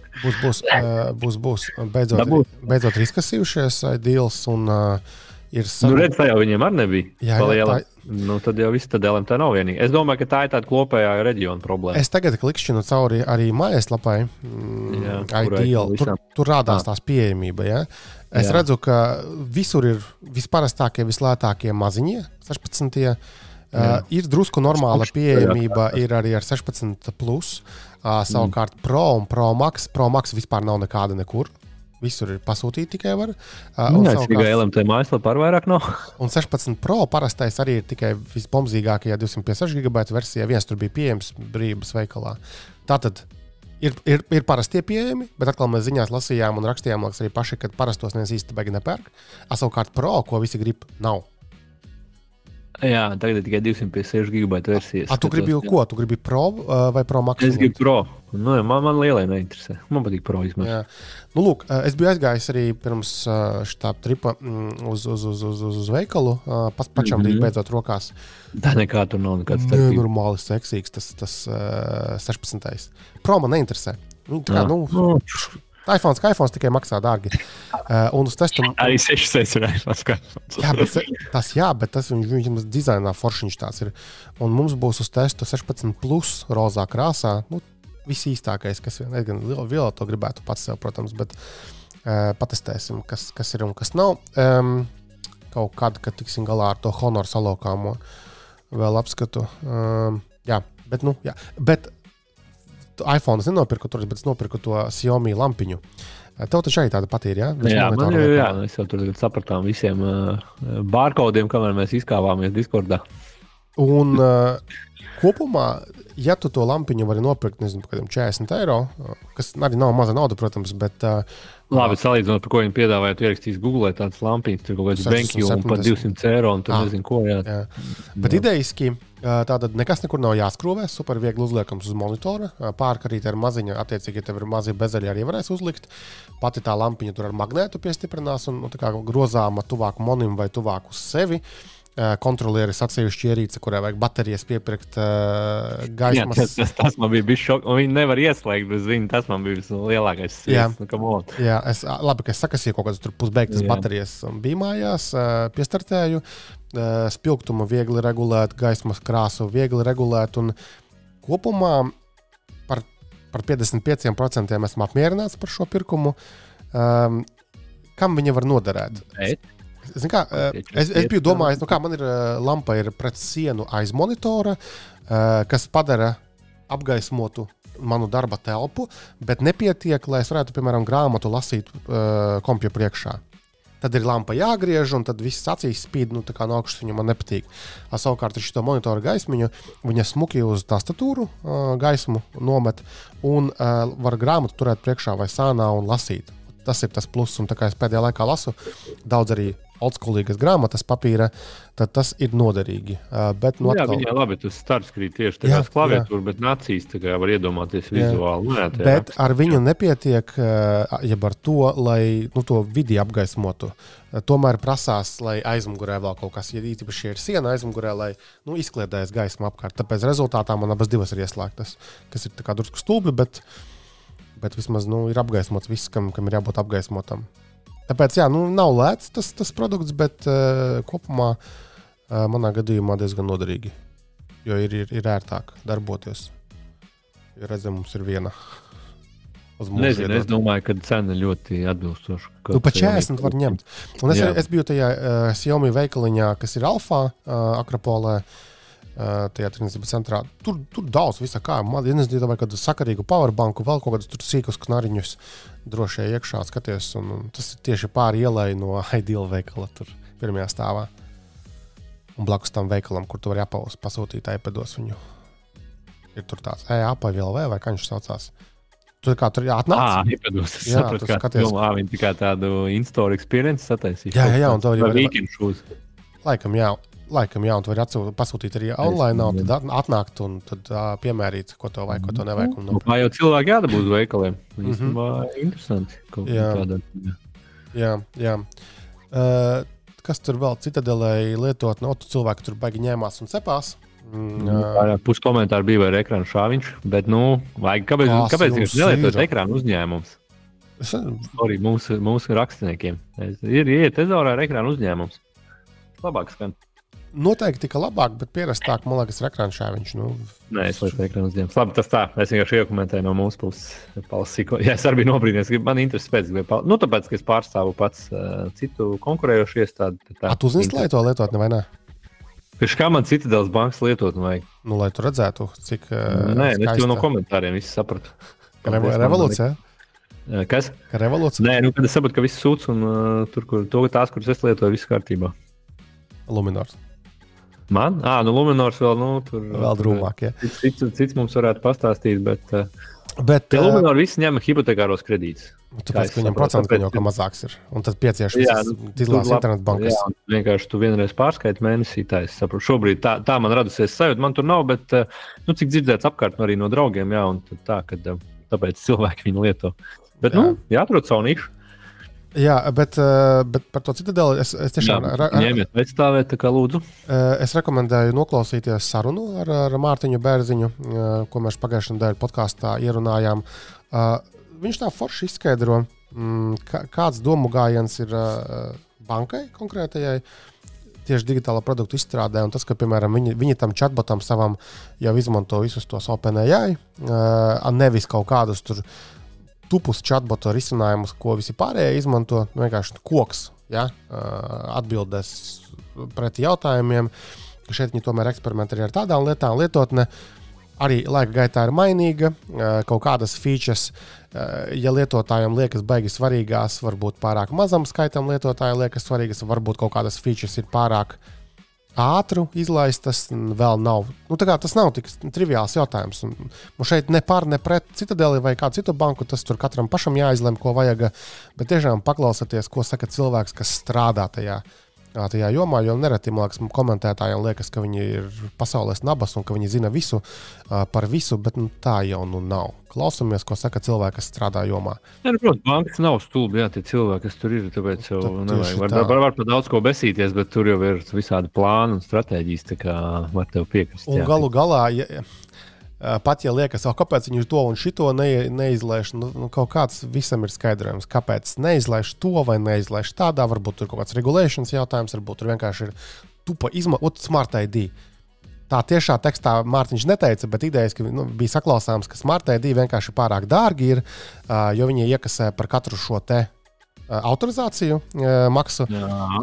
Un nav tā, ka Citadelē nekur nav. Internetbankās, tu vari arī ar Smart ID un kaut kādās vēl atsevišķās vietās, bet mobilā lietotnē nav. Un tas viss ir izmaksu jautājums. Nu, tur arī jārēķina, jo viņi tev visu ievies to ar prieku, tikai tas tev būs jāapmaksā ar kaut kādiem komisijas maksām un visu pārējo. Es pats lietotni gribēju patestēt, mums arī ir uzdevums notestēt to lietotni Citadelas, bet es secināju, ka es 2 gadus nebiju ielogojies. Kamēr es tiku tajā internetbankā, tad man priekšā aizpildēt anketu lūdzu. Viņš know your customer un AML. Jā, tas ir viens, tad man bija noeksperējušies dokumenti, man vajag uploadot vēlreiz, tā kā es tam flovam tagad savu. Tur vienkārši ir konts, kuru tu neizmanto, bet tīri sadarbībā. Jā, kurām man bija mīnus 16,84 € par komisijām. Tā kā tas būs jāpadzēš vēl arī. Un tā lietotne es nevarēju tik lietotnē, tāpēc, ka man tas konts nebija aktīvs, jo man nebija tā anketa un vispārējais. Tagad es biju Londonā, tagad atlidoju atpakaļ, tagad vakarā es varēšu mēģināt risināt atpakaļ un beidzot pabakstīt to lietotni. Un tad ir screenshotus es tajā lietotnē uz Android ierīcēm. Nevaru sataisīt, uz iPhone var sataisīt. No security. Vai tas ir drošības? Jā, protams. Acīm redzot, Android netiek uzskatīts par tik drošu vidi. Lūk, tā kā būs arī vēl mums kaut kāds kontents par to lietotni, jo doma jau tur ir laba. Redzēsim, kā ar to realizāciju, bet, Vēl var Indexo pieteikties ar salīdzināt, tur gan neko nevajag. Par Indexo baigi arī interesanti. Kā laikam aizkadrā jau runājām mēs par viņiem, kad arī, kāpēc viņi nabadzīgi izlaidās negatīvi. Acīm redzot, laikam, viņi izmanto kaut kādu gatavu risinājumu. Tā kā jauna banka, viņš nevar uzbūvēt to, ko citas bankas gadu desmitiem būvē. Es dzirdēju starp rindām, ka viņam tehnoloģiski viņš esot advancēt. Viņam var ātri visu kaut ko sataisīt, ja vajag. Jā, kad ātri izlaist, var izspērt ārā jaunas. No sērijas, ka viņi vienkārši abonē kaut kādu gatavu bankingu tehnoloģisko risinājumu, kas pasaulē izrādās ir tēma, kas noteikti maksā vaiprātā dārgi, ikmēneša kaut kādas maksas, un tev vienkārši, acīm redzot, tas spieda izlaisties, kad vispārējais vēl zvēršana negatīvs. Kad tev ir datums kaut kāds, ir izrēķināts, kad mums ir jāizlaižas, nezinu, piķa varbūt nav tik daudz. Droši vien tas ir, kā paņem miksā kaut kādu gatavo mājaslapu, kaut ko saka šim, un tu domā, ka tu būs afigēnais blogers. Un atkal nevar teikt, ka tas ir slikta pieeja, jo tu nevari no nulles uzbūvēt to, ko lielās bankas ir būvējušas gadu desmitiem. Un tagad cīnās ar tām pirms gadu desmitiem uzbūvētām legacy sistēmām. Jā, arī tas tiešām ir. Jā, un tad kaut kā, nezinu, varbūt daži cilvēki kompānijā, kas zina, kā tur tā dīvainā sistēma darbojas, bet bez kuras nekas nekustās, un es negribu varbūt skarties klāt viņai. Lūk, jā, tā ir interesanta tēma. Bet lai ir konkurence, lai darbojas, jā, tas ir par bankām. Kas mums vēl tāds interesants ir, kas tev iekrita acīs? Tēmu ir tikai daudz ir bijuši. Tēmu daudz, jā. Piemēram, jau parastais Apple kaut kādā jau bišķiņ jāizskan, tad sākot no pirmdienas, rītdienas būs jaunie Apple Mac datori visticamāk, tur viens no viņa tas marketinga vadītājs arī bija iemetis tādu ziņu Twitterī, jeb X-ā, ka sākšoties visādi paziņojumi būs šoti interesanti jaunedēļu, bet nebūs nekādas prezentācijas lielās ierastās, bet izskatās, ka izspērs tāpat kā pa iPadu pa dienām tur tajā Apple Sleepsweeter, Apple.com newsroom, ja kāds baigi sekot, tad tur parasti visu to. Mēs arī pārsvarā ņemam no šitajiem te. Tādi jaunumi. Tad sagaidāms, ka būs MacBook Pro jaunais, arī ar M4, M4 Pro, M4 Max. Izskatīsies vizuāli tāpat, vienkārši tur būs jaudīgāks. Tur būs 16 gigas kā minimums tā atmiņa tam klasiskajam procesoram. Droši vien, ka to maksās, un droši vien viņš lētāk pa 2000 nemaksās vai cik. Būs iMac. Arī vizuāli tāpat, tikai M4 procesors. Plus, kas varētu būt tāds lielāks nosacīt jaunums, ir perifērās ierīces. Arī rakstīja, ka tās vienkārši pāries uz USB-C. Un tad liels jautājums ir, vai Apple Magic Mouse beidzot saņems normālā vietā uzlādes šito te. Redzēs, kas būs. Jo it kā būtu jābūt jaunai klaviatūrai, pelītei un tam skārienjutīgiem panelim. Bet tas visticamāk, man šķiet, ka tas vienkārši iet kopā ar jauno iMac. Tad tur pievilks to klāt. Un trešais, kas būs Mac Mini, tas pat varētu būt tāds kā vizuāli vislielākās izmaiņas. Viņš vienkārši palikšot mazāks, viņš būšot kā Apple TV tā kastīte. Bet tas laikam, tas panāks uz to, ka vienkārši Apple ARM procesoru ir efektīvi mazāk tad desi vajag. Es pat nezinu, Mac Mini ir desētājs. Laikam tagad ir. varbūt tagad nebūs. Negriezās to tur īsti, nekas vairāk. Tur, man liekas, nebija nekāda ventilātora. Jā, nu tad tas ir pirmais ieguvums, un viņiem vienkārši izņems ārā USB-A portus nebūs. Nu, kaut kā es domāju, ka vienu jau vajadzēja atstāt tomēr parasto, bet nu it kā ņemšot ārā USB, nu vecos klasiskos, jā, tad tos ņemšot ārā būs USB-C. Līdz ar to tā teiks paņemt, sakā, nenormāli vizuālās izmaiņas, jo Apple Watch arī ir nenormālas vizuālas izmaiņas, bet nu, pa lielam droši vien, ka nebūs, viņš vienkārši būs plānāks. Jā, nu bet katrā ziņā kaut kāda jaunuma no Apple gaidām nākamnedēļ, jā, kas tad... Nu, tad pa Vision Pro brīļu ražošana varētu tikt pārtraukt līdz gada beigām, kas diezgan loģiski, jo patiesībā tur ir kaut kādas jau 5,600,000 šaražotas, pārdots ir 350,000. Man patiesībā likās, nevarētu teikt, ka tas ir sūdīgi, zinot, kā viņiem gāja. Nu, kopumā neiet ar tām brillēm, un līdz gada beigām... Ko nozīmē neiet? Es arī lasīju tos komentārus. Ko nozīmē neiet? Es domāju, 400,000 būs pārdot līdz gada beigām, tas es domāju, tas viss tomēr nevar teikt, ka tās ierīces neiet. Nu, viņi zin kā droši vien domā, ka tas nav mazs produkts, bet tas arī nav domāts kā ikdienas lieta. Man arī liekas, ka tā kā cilvēkiem, kas varbūt ir attālāki no tēmas, liekas, ka, nezinu, nepārdeva tur miljardus ierīces, viss fails. Katram produktam un katram launcham ir kaut kāds savs mērķis, ja? Un tur arī veids salīdzinājums, jā, bet tur, nezinu, Facebooks tur pārdevis vairāk, vai viņi var piedāvāt lētāku produktu. Protams, ka var piedāvāt, jo tas MetaQuest ir tehniski nesalīdzināmas ierīces. Un arī ņemam vērā, ka Facebooks, ja Meta ir dažu gadu laikā, nevar teikt padirsusi, bet iztērējusi $50 miljardus ASV uz visiem šiem centieniem AR, VR. Un Apple, es domāju, ka ir sava pieeja, kā viņi dara. Viņi sāk ar premium lietām. Un tad noteikti, es domāju, ka viņi daudz ko būs iemācījušies, ko vajag, ko nevajag. Un tur ir tas plāns, ka būs ar laiku lētāks Vision Pro. Bez Pro. Bez Pro Vision. Nu, redzēt, skaidrs, ka, protams, ka varbūt tagad tur iepauzēs un jaunu produktu visticamāk mēs neredzēsim, bet, patiesībā palastot to rakstu jau diezgan loģiski. Viņiem vienkārši ir saražots un viņi, principā, arī neplāno vairāk šobrīd pārdot. Tā kā tas varbūt, teiksim tā, virsraksts ir patīkams heiteriem, bet es domāju, ka, paskatīsimies, kur tas viss aizvedīs. Varbūt arī tiešām būs fails. Fails būtu droši vien nenopārdot nevienu. Jā, tad bija interesanti ziņa. Protams, tā kā nākamnedēļ gaidāms, kad saistībā ar... tas pat nav, vienkārši Apple ir apsolījis, ka būs Apple Intelligence, beidzot sāks darboties Amerikā. Ja? Sāks tad oficiāli būs kaut kāds pirmais pamatiņš tikai, jo viņi ir izdevuši to tādu laika līniju, ka viņi, man liekas, līdz martam. Tur tikai viss beidzot martā darbosies. Tad, attiecīgi, nākamnedēļ palaidīsies tas AI Private Cloud, vai viņi tur dēvē, ka viņiem tur būs kaut kādas AI lietas, MI vai mākslīgi intelekta lietas, ko var izdarīt telefonā, pateicoties procesoram, bet lielāks, jaudīgāks vaicājums būs jāsūt kaut kur izstrādāt ārpus serveros, un tad viņiem tur būs viņu tur tas private, ka neviens neko nevar uzzināt, atlaust, un kurš Apple ķipa nebūs informācijas par to, ko mēs darām, bet tas droši vien būs topiks nākamo mēnesi. Bet saistībā ar to viņi ir papildinājuši to bug, ka viņi maksā par kļūdām, labajiem hakeriem, kā mēs saucam, vai drošības inženieriem, tad līdz 1 miljonam. Un 1 miljonu varēs saņemt tad, ja viņi atklās, ka var ar attālinātu pieslēgumu vispār kaut ko izdarīt tajā private cloudā. Tajā AI cloud vai private cloud, kā viņi tur sauc.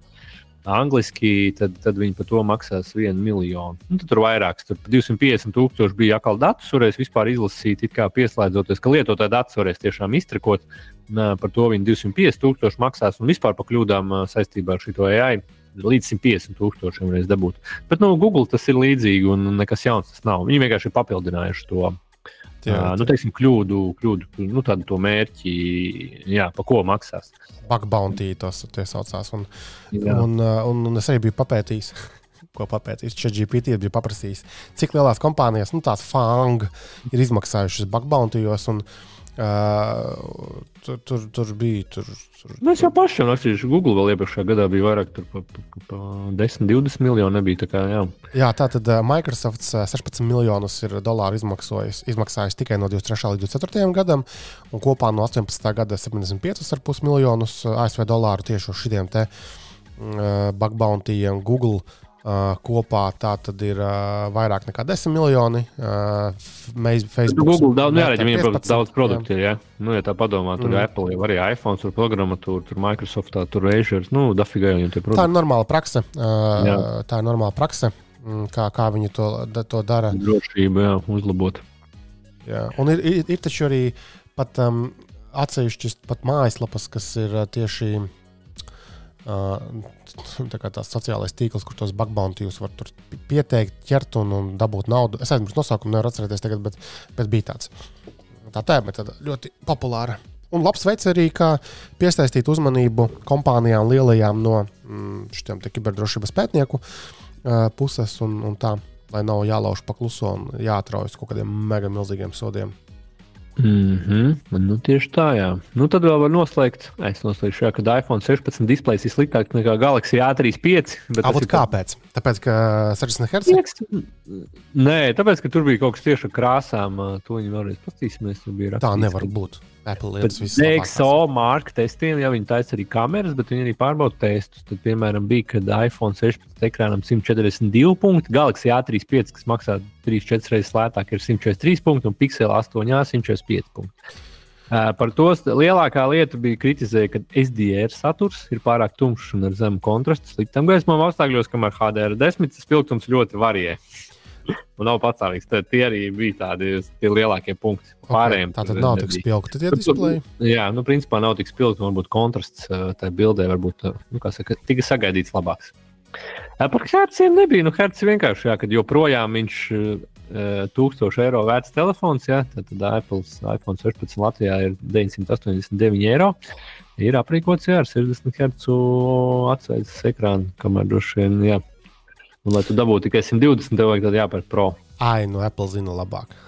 Zina labi, varbūt jau droši vien, ka būtu laiks, bet Apple zina, var atļauties, teiksim tā, viņi var atļauties pārdot. Jā, tā darīja. Tāpat mēs pirksim šitos iPhones ar sliktajiem displejiem. Jā, tas, protams, ir, kā lai pasaka, tas ir tāda, pēc kaut kādiem mēriem, skatās, protams, uz komponentu, daudz jau var diskutēt. Tik garš, tik plats, jā, protams. Un tāpat Tims Kuks izdarīs tā, kā viņš grib izdarīt. Jā, droši vien, ka finanšu rezultāti. Bet kaut kā to Apple ar iPhone pārdošanu laikam tik labi nemaz nesokās. Arī ar Pro modeļu. Labi, kaut gan skatoties, ka Latvijā neko nevar dabūt, gribētu domāt, ka nav tā.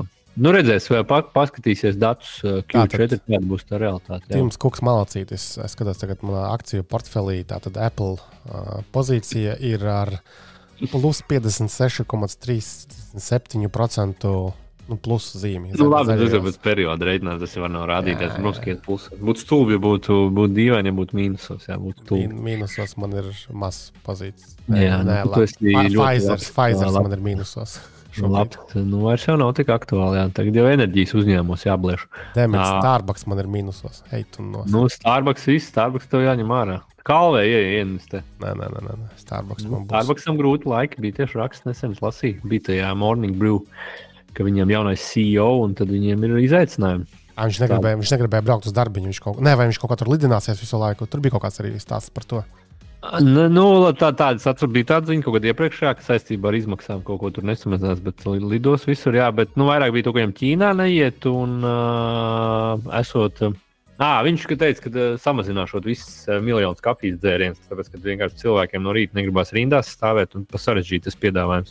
Un otrs ir, ka Ķīnas tirgu neejot, jo tur ir arī vietējā konkurence, kas Starbucksam šobrīd ejot uz leju. Arī, jebkurās ārzemēs braucoties, parasti ieklīstu Starbucksā, ne tik ļoti tur kafijas, lai gan arī, interesanti tur padzert kaut ko, bet man atkal interesanti skatīties, kā var sataisīt biznesu, kas ir nenormāli, un vienam lidostās. Tas Starbucks, tur taču ir vājprātā cilvēks, nezinu, tur tūkstošiem, 10,000 dienā iziet cauri, kā viņiem ir atstrādāts viss. Zini kā, maķītis jau ir pilnīgi tas pats. Tur viss, tas nav par ēšanu, tas nav par tiem ēdamo, tas ir reāli par operationiem, kā viss sataisīt, un tas ir, wow. Tādā ziņā, ja tur ir gan ko pamācīties par procesu lean, pēc lean procesiem, jā. Mums Latvijā ir Brabantī, es zinu, ražotni, daudz spiežu. Okay. Uz līniem, jā. Un gan jau, ka vēl uzņēmums pats mikrotikas lielās, jau citādāk nevarētu daudz ražot un efektīvi, jā. Tā kā tur tev gan taisnība, jā, tu ir ko pamācīties. Bet redz, pat CEO teica, ka viņam tik daudz dzērienu, ka cilvēkiem no rīta ilgi jāgaida esot. Bet, zin kā, varbūt tā jau tāda kritums, tāds saprotams kopumā jau. Bet, zinot, ka kafija tagad, viss tais fairtrades un bla, un tie vietējie jau, un tas pats, ka Latvijā kaut kādā mērā, mēs jau redzam, kā mums uz mazo Latvijas tirgu pasties viens pēc otru, kā sēnes augtās kafijotovs. Un tas ir labi. Mēs nevaram sūdzēties par labas kafijas pieejamību. Amerikā ir Starbucks, liekas, tieši tā, uz to Ameriku aizbrauc, un tu padzersi tādas briesmu lietas šausmas, ka tu gribēsi atpakaļ bēgt pie mums. Bet es gribu nopirkt Starbucks pupiņas Rimī. Tur gan divas ir, bet man gribās nopirkt, noprovēt. Nē, es mēģināju vēl. Es vēl neesmu, es zinu, kā tur uz atlaidēm paskatos. Es tomēr pērku mūsējās, vai kā man Ants ieteicis skatos, kas uz atlaidēm. Es šitās pērku jau ilgi, jo kopš viņas Latvijā ir parādījušās. Tur divi tipi, ir blondu, un tad ir tie Pikes Peak. Pikes Peak vispār ir tas oriģināla vieta, kur tas Starbucks radās. Jo es biju izlasījis grāmatu par Starbucks, ne vai divas pat. Interesanti vispār vēsturi un tā. Un es teiktu, ka man tā blonda vairāk patīk. Pat neskatoties. Tas rūktenāks vai vairāk tāds? Nav tur nekā rūktenā. Tās tumšās ir tumšākas, tās Pikes Peak. Un maksimā viņas ir pat ar atlaidēm €11 kaut kādi, ja? Bet tā maza paka ir, tā maza 250. Puskilograms viņiem nav, pusmalēks. Puslaikam, puskilograms bija, Es mēģināju nopirkt lielākā kvantumā, bet no Amazon nesūta kafiju uz Latviju. Kas par prikolu? Kāpēc tā? Es mēģināju. Nē, es godīgi sakot nebiju iedomājies. Tu man tagad tā pateici, es parasti skatos Rimijas atlaidēm. Jo es skatījos, tā kā Amazon.de, kuras visu kaut ko sūta, un es redzu, ka kafija ir, bet viņi we are not shipping to your destination. Mums kaut kādas muitas, varbūt regulas saistībā ar kafijas pupiņiem, zinu visiem tiem eko, es nezinu, iespējams, ka pārtika varētu. Labs jautājums. Kaut kā kā pasēt pārtika, nezinu. Bet noteikti to Starbucks kafiju var pirkt un dzert. Mēģināsim. Nav slikta. Gan vien, tagad aparātā man tieši beidzas tur pēdējā tā, Pikes Peak paciņa. Jā, tā jau būs, jā. Lūk, vēl par maķīti runājot, viņiem taču ir tas mūžsanais stāsts, ka viņiem ir tas McFlurry, tas aparāti, tā saldējuma, kas mūžīgi plīst un nedarbojas. Ne McFlurry, bet uz rādziņu parastais, ne? McFlurry. Tas ir parasto. McFlurrys. Viņi vai neliek? Viņš jau ir garšņā, vēl jau tas klasiskais, tas, kur tu, varbūt viņi laiž no abu, bet... Jā, respektīvi, es nezinu, vai nav tā, ka viens un tas pats aparāts gan trauciņā, gan uz rādziņa liek, bet es arī biju kaut kad ļoti sen lasījis, ka tie aparāti reāli gļukaini, viņi pārstāv nedarbojas, bet tur ir kaut kā juridiski sataisīts tā, ka nedrīkst neviens līst klāt pie tiem aparātiem, kā tikai tā kompānija, kas viņus ražo un piedāvā, attiecīgi McDonald's ir ielokots, un ka tagad tikai ir kaut kāds federal ruling, respektīvi likumdošanas izmaiņas, tur ASV, kas ļauj hakot un tikt klātiem aparātiem, lai beidzot var arī paši McDonald's cilvēki salabot viņus un turpināt izmantot. Tā kā tas ir tas stāsts par to ierobežošanu, vai arī līdzīga tēma ir par tiem John Deere traktoriem un vispār visiem citiem traktoriem, kad arī tur tikai tas viņu servis. Jā, var atlokot. Servis var palaist. Tas, kas par iPhone'iem bišķiņ pa bačām arī saistīts, jā. Kur tagad tās tendences ir tādas, ka tomēr juridiski mēģina paplest šos ierobežojumus, lai tomēr cilvēkiem, kompānijām ir iespējas labot tās ierīces, ko viņi ir nopirkuši vai ko izmanto viņi. Ja? Tā kā par tiem McFlurry aparātiem tā arī tāda aktuāla tēma, kas viņiem ir bijuši vēl. Vēl starp citu, mēs par tām investīcijām tur sākumā epizodes runājām un Waymo. Tātad Waymo ir tā, man liekas, ka viņi ir zem Alphabeta, jeb zem Googles tā kompānija, kas tās pārbraucošās mašīnas taisa, ja? Kuras jau kursē arī Amerikā noteiktās pilsētās, un tagad viņi tā paklusiņo tā nečiku negrabu ir noreizojuši nākamo raundu, un tie raundi Amerikā ir vaiprātīgi. Piemēram, tagad šitais nākamais rauns ir 5,6 miljardi noreizojuši, un kopumā tā kompānija ir noreizojuši, cik jau naudas, pagaidiet, bija kaut kur vienā brīdī, tātad, total capital raised 11,1 miljardi ASV dolāru.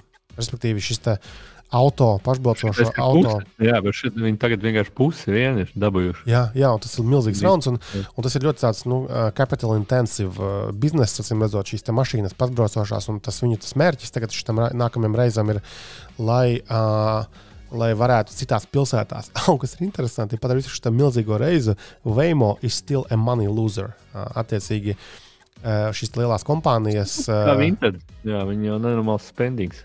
Tas jau ir ieskrējušies. Jā. Tas tāpat kā Facebooks, jā, par tiem VR-iem. Es teicu, ja tur 50 miljardi ir, nevar teikt, ka iztērēti, jo visas šīs lielās kompānijas, viņiem ir pienākums meklēt, kas ir tā next big thing, jo atradīs kāds cits, viss aizskries, notīrīs no laukuma. Tāpēc arī varbūt Tesla iesprings tik ļoti par tām pašbraucošajām mašīnām kaut kādām, jo Masks uzskata, ka tādas tikai būs nākotnē tās mašīnas, un ja viņi to nedarīs un nedarīs pirmie, tad atcīgi viņš nošķūrēs nost. Tas pats mums bija raksts par, ka Intel joprojām investē vairāk nekā Nvidia un R&D kopā, jā, un tad Apples vispār bija topā. Tas jau savā ziņā ir viņiem expense, vienkārši pēc tam skaidrs, ka viņi kaut ko pārdot, to vajag atsist. Tas ir arī cenā iekšā, jā. Jep. Un tikmēr bankrotējis vai bankrotēt taisās vācu lidojošo aparātu, takšu un VTOL. To žanru sauc ražotājs Liliums. Par Liliumu mēs arī esam rakstījuši šur un tur, ka viņi tur pierēzojuši kaut kādu naudu, vēl tur kaut ko bijuši. Un jā, ka tagad kaut kā nauda beidzas, laikam nevar pierēzot vairs šim te biznesam. Un tikmēr bija arī vēl Toyota vai kas investē lidojošos taksometros. Tā kā ir kompānijas, kas raugās tajā virzienā, skaidrs, ka tā būs kaut kāda nākotne, tikai nezinu kad. Jā, 500 miljonus bija Jobijā ieinvestējusi Toyota. Lūk, wow. Jā, tas bija tas, kāds mums rakstīja. Jautājums, kā viņi to atsitīs, es domāju, tas būs tāds, turīgiem privātpersonām vai kaut kādiem. Es domāju, ka atsitīs, tāda nav jāuztver, ka tas ir tikai biznesa ziņā, ka pārdevi nopelnīja naudu no tiem lidaparātiem, bet tieši pieredze, zināšanas kaut kādas, jo kaut kādā brīdī kaut ko tu pielietosi esošiem produktiem, kaut ko tu pielietosi nākamajiem produktiem, tas arī nevar izslēgt šādas te lietas laukā. Lūk. Viss kaut kas notiek interesants.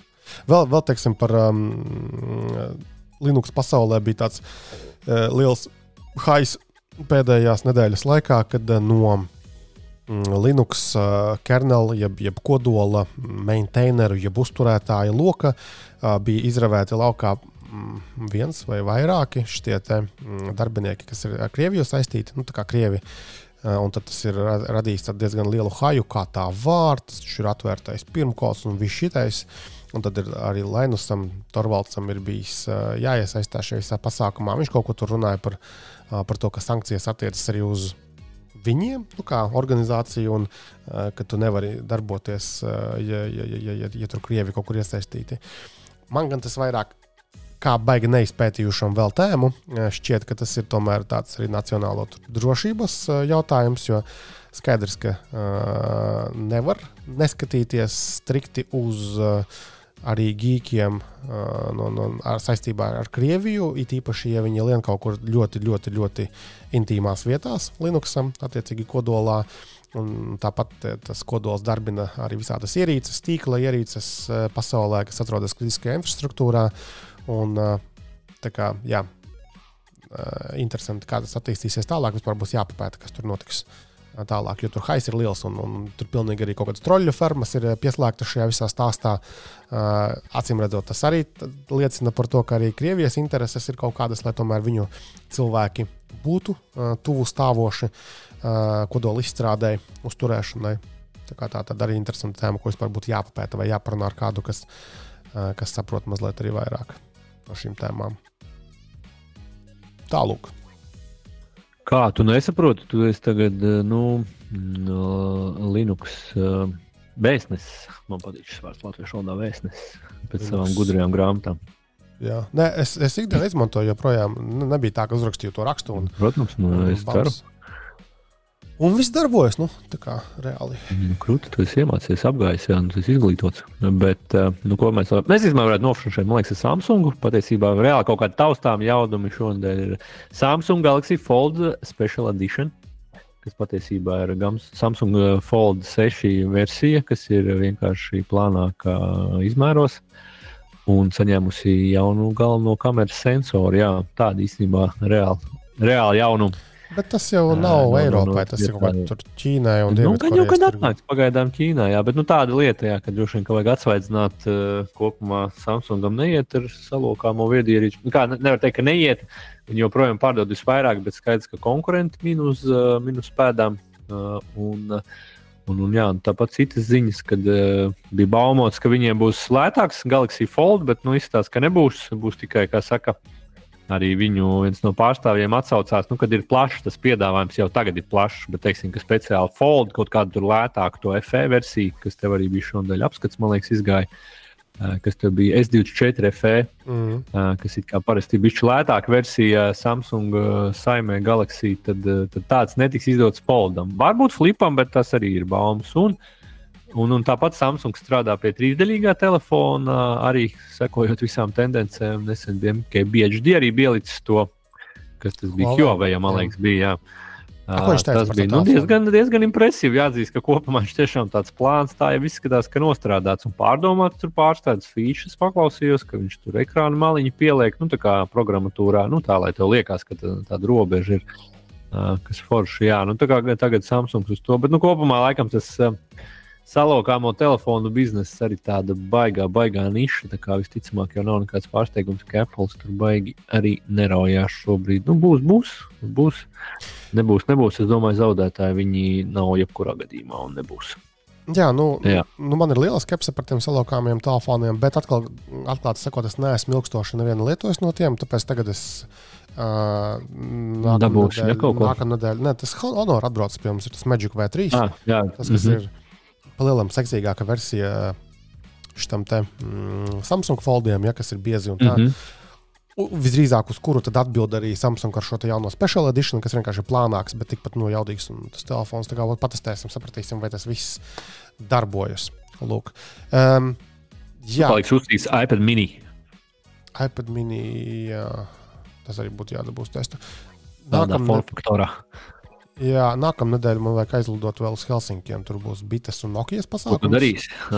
Jā, tur Bite ar Nokia kaut ko sadarbosies un Nokia pastāstīs. Ko moderēsi vai tu tā kā žurnālists? Žurnaļuga brauc. Kā žurnālists rītdien tas nāk lidojumu uz turieni. Māks, viņi tur parakstīs kaut kādu līgumu sadarbības, jo Nokia staffu viņi izmanto jau, to mēs esam runājuši arī citās kaut kādās viņu sarunās.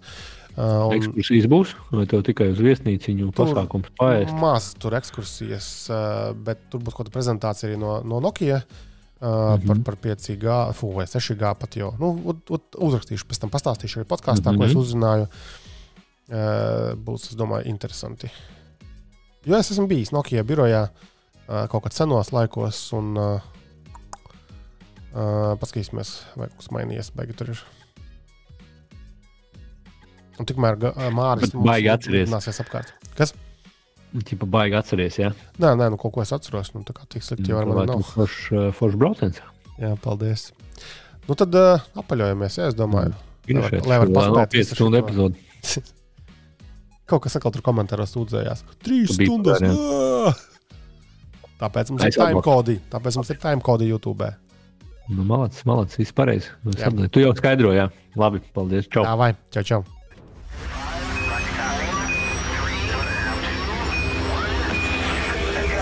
Ko kursors tev neraksta? Regulārs tehnoloģiju podkāsts kopā ar Kursors LV.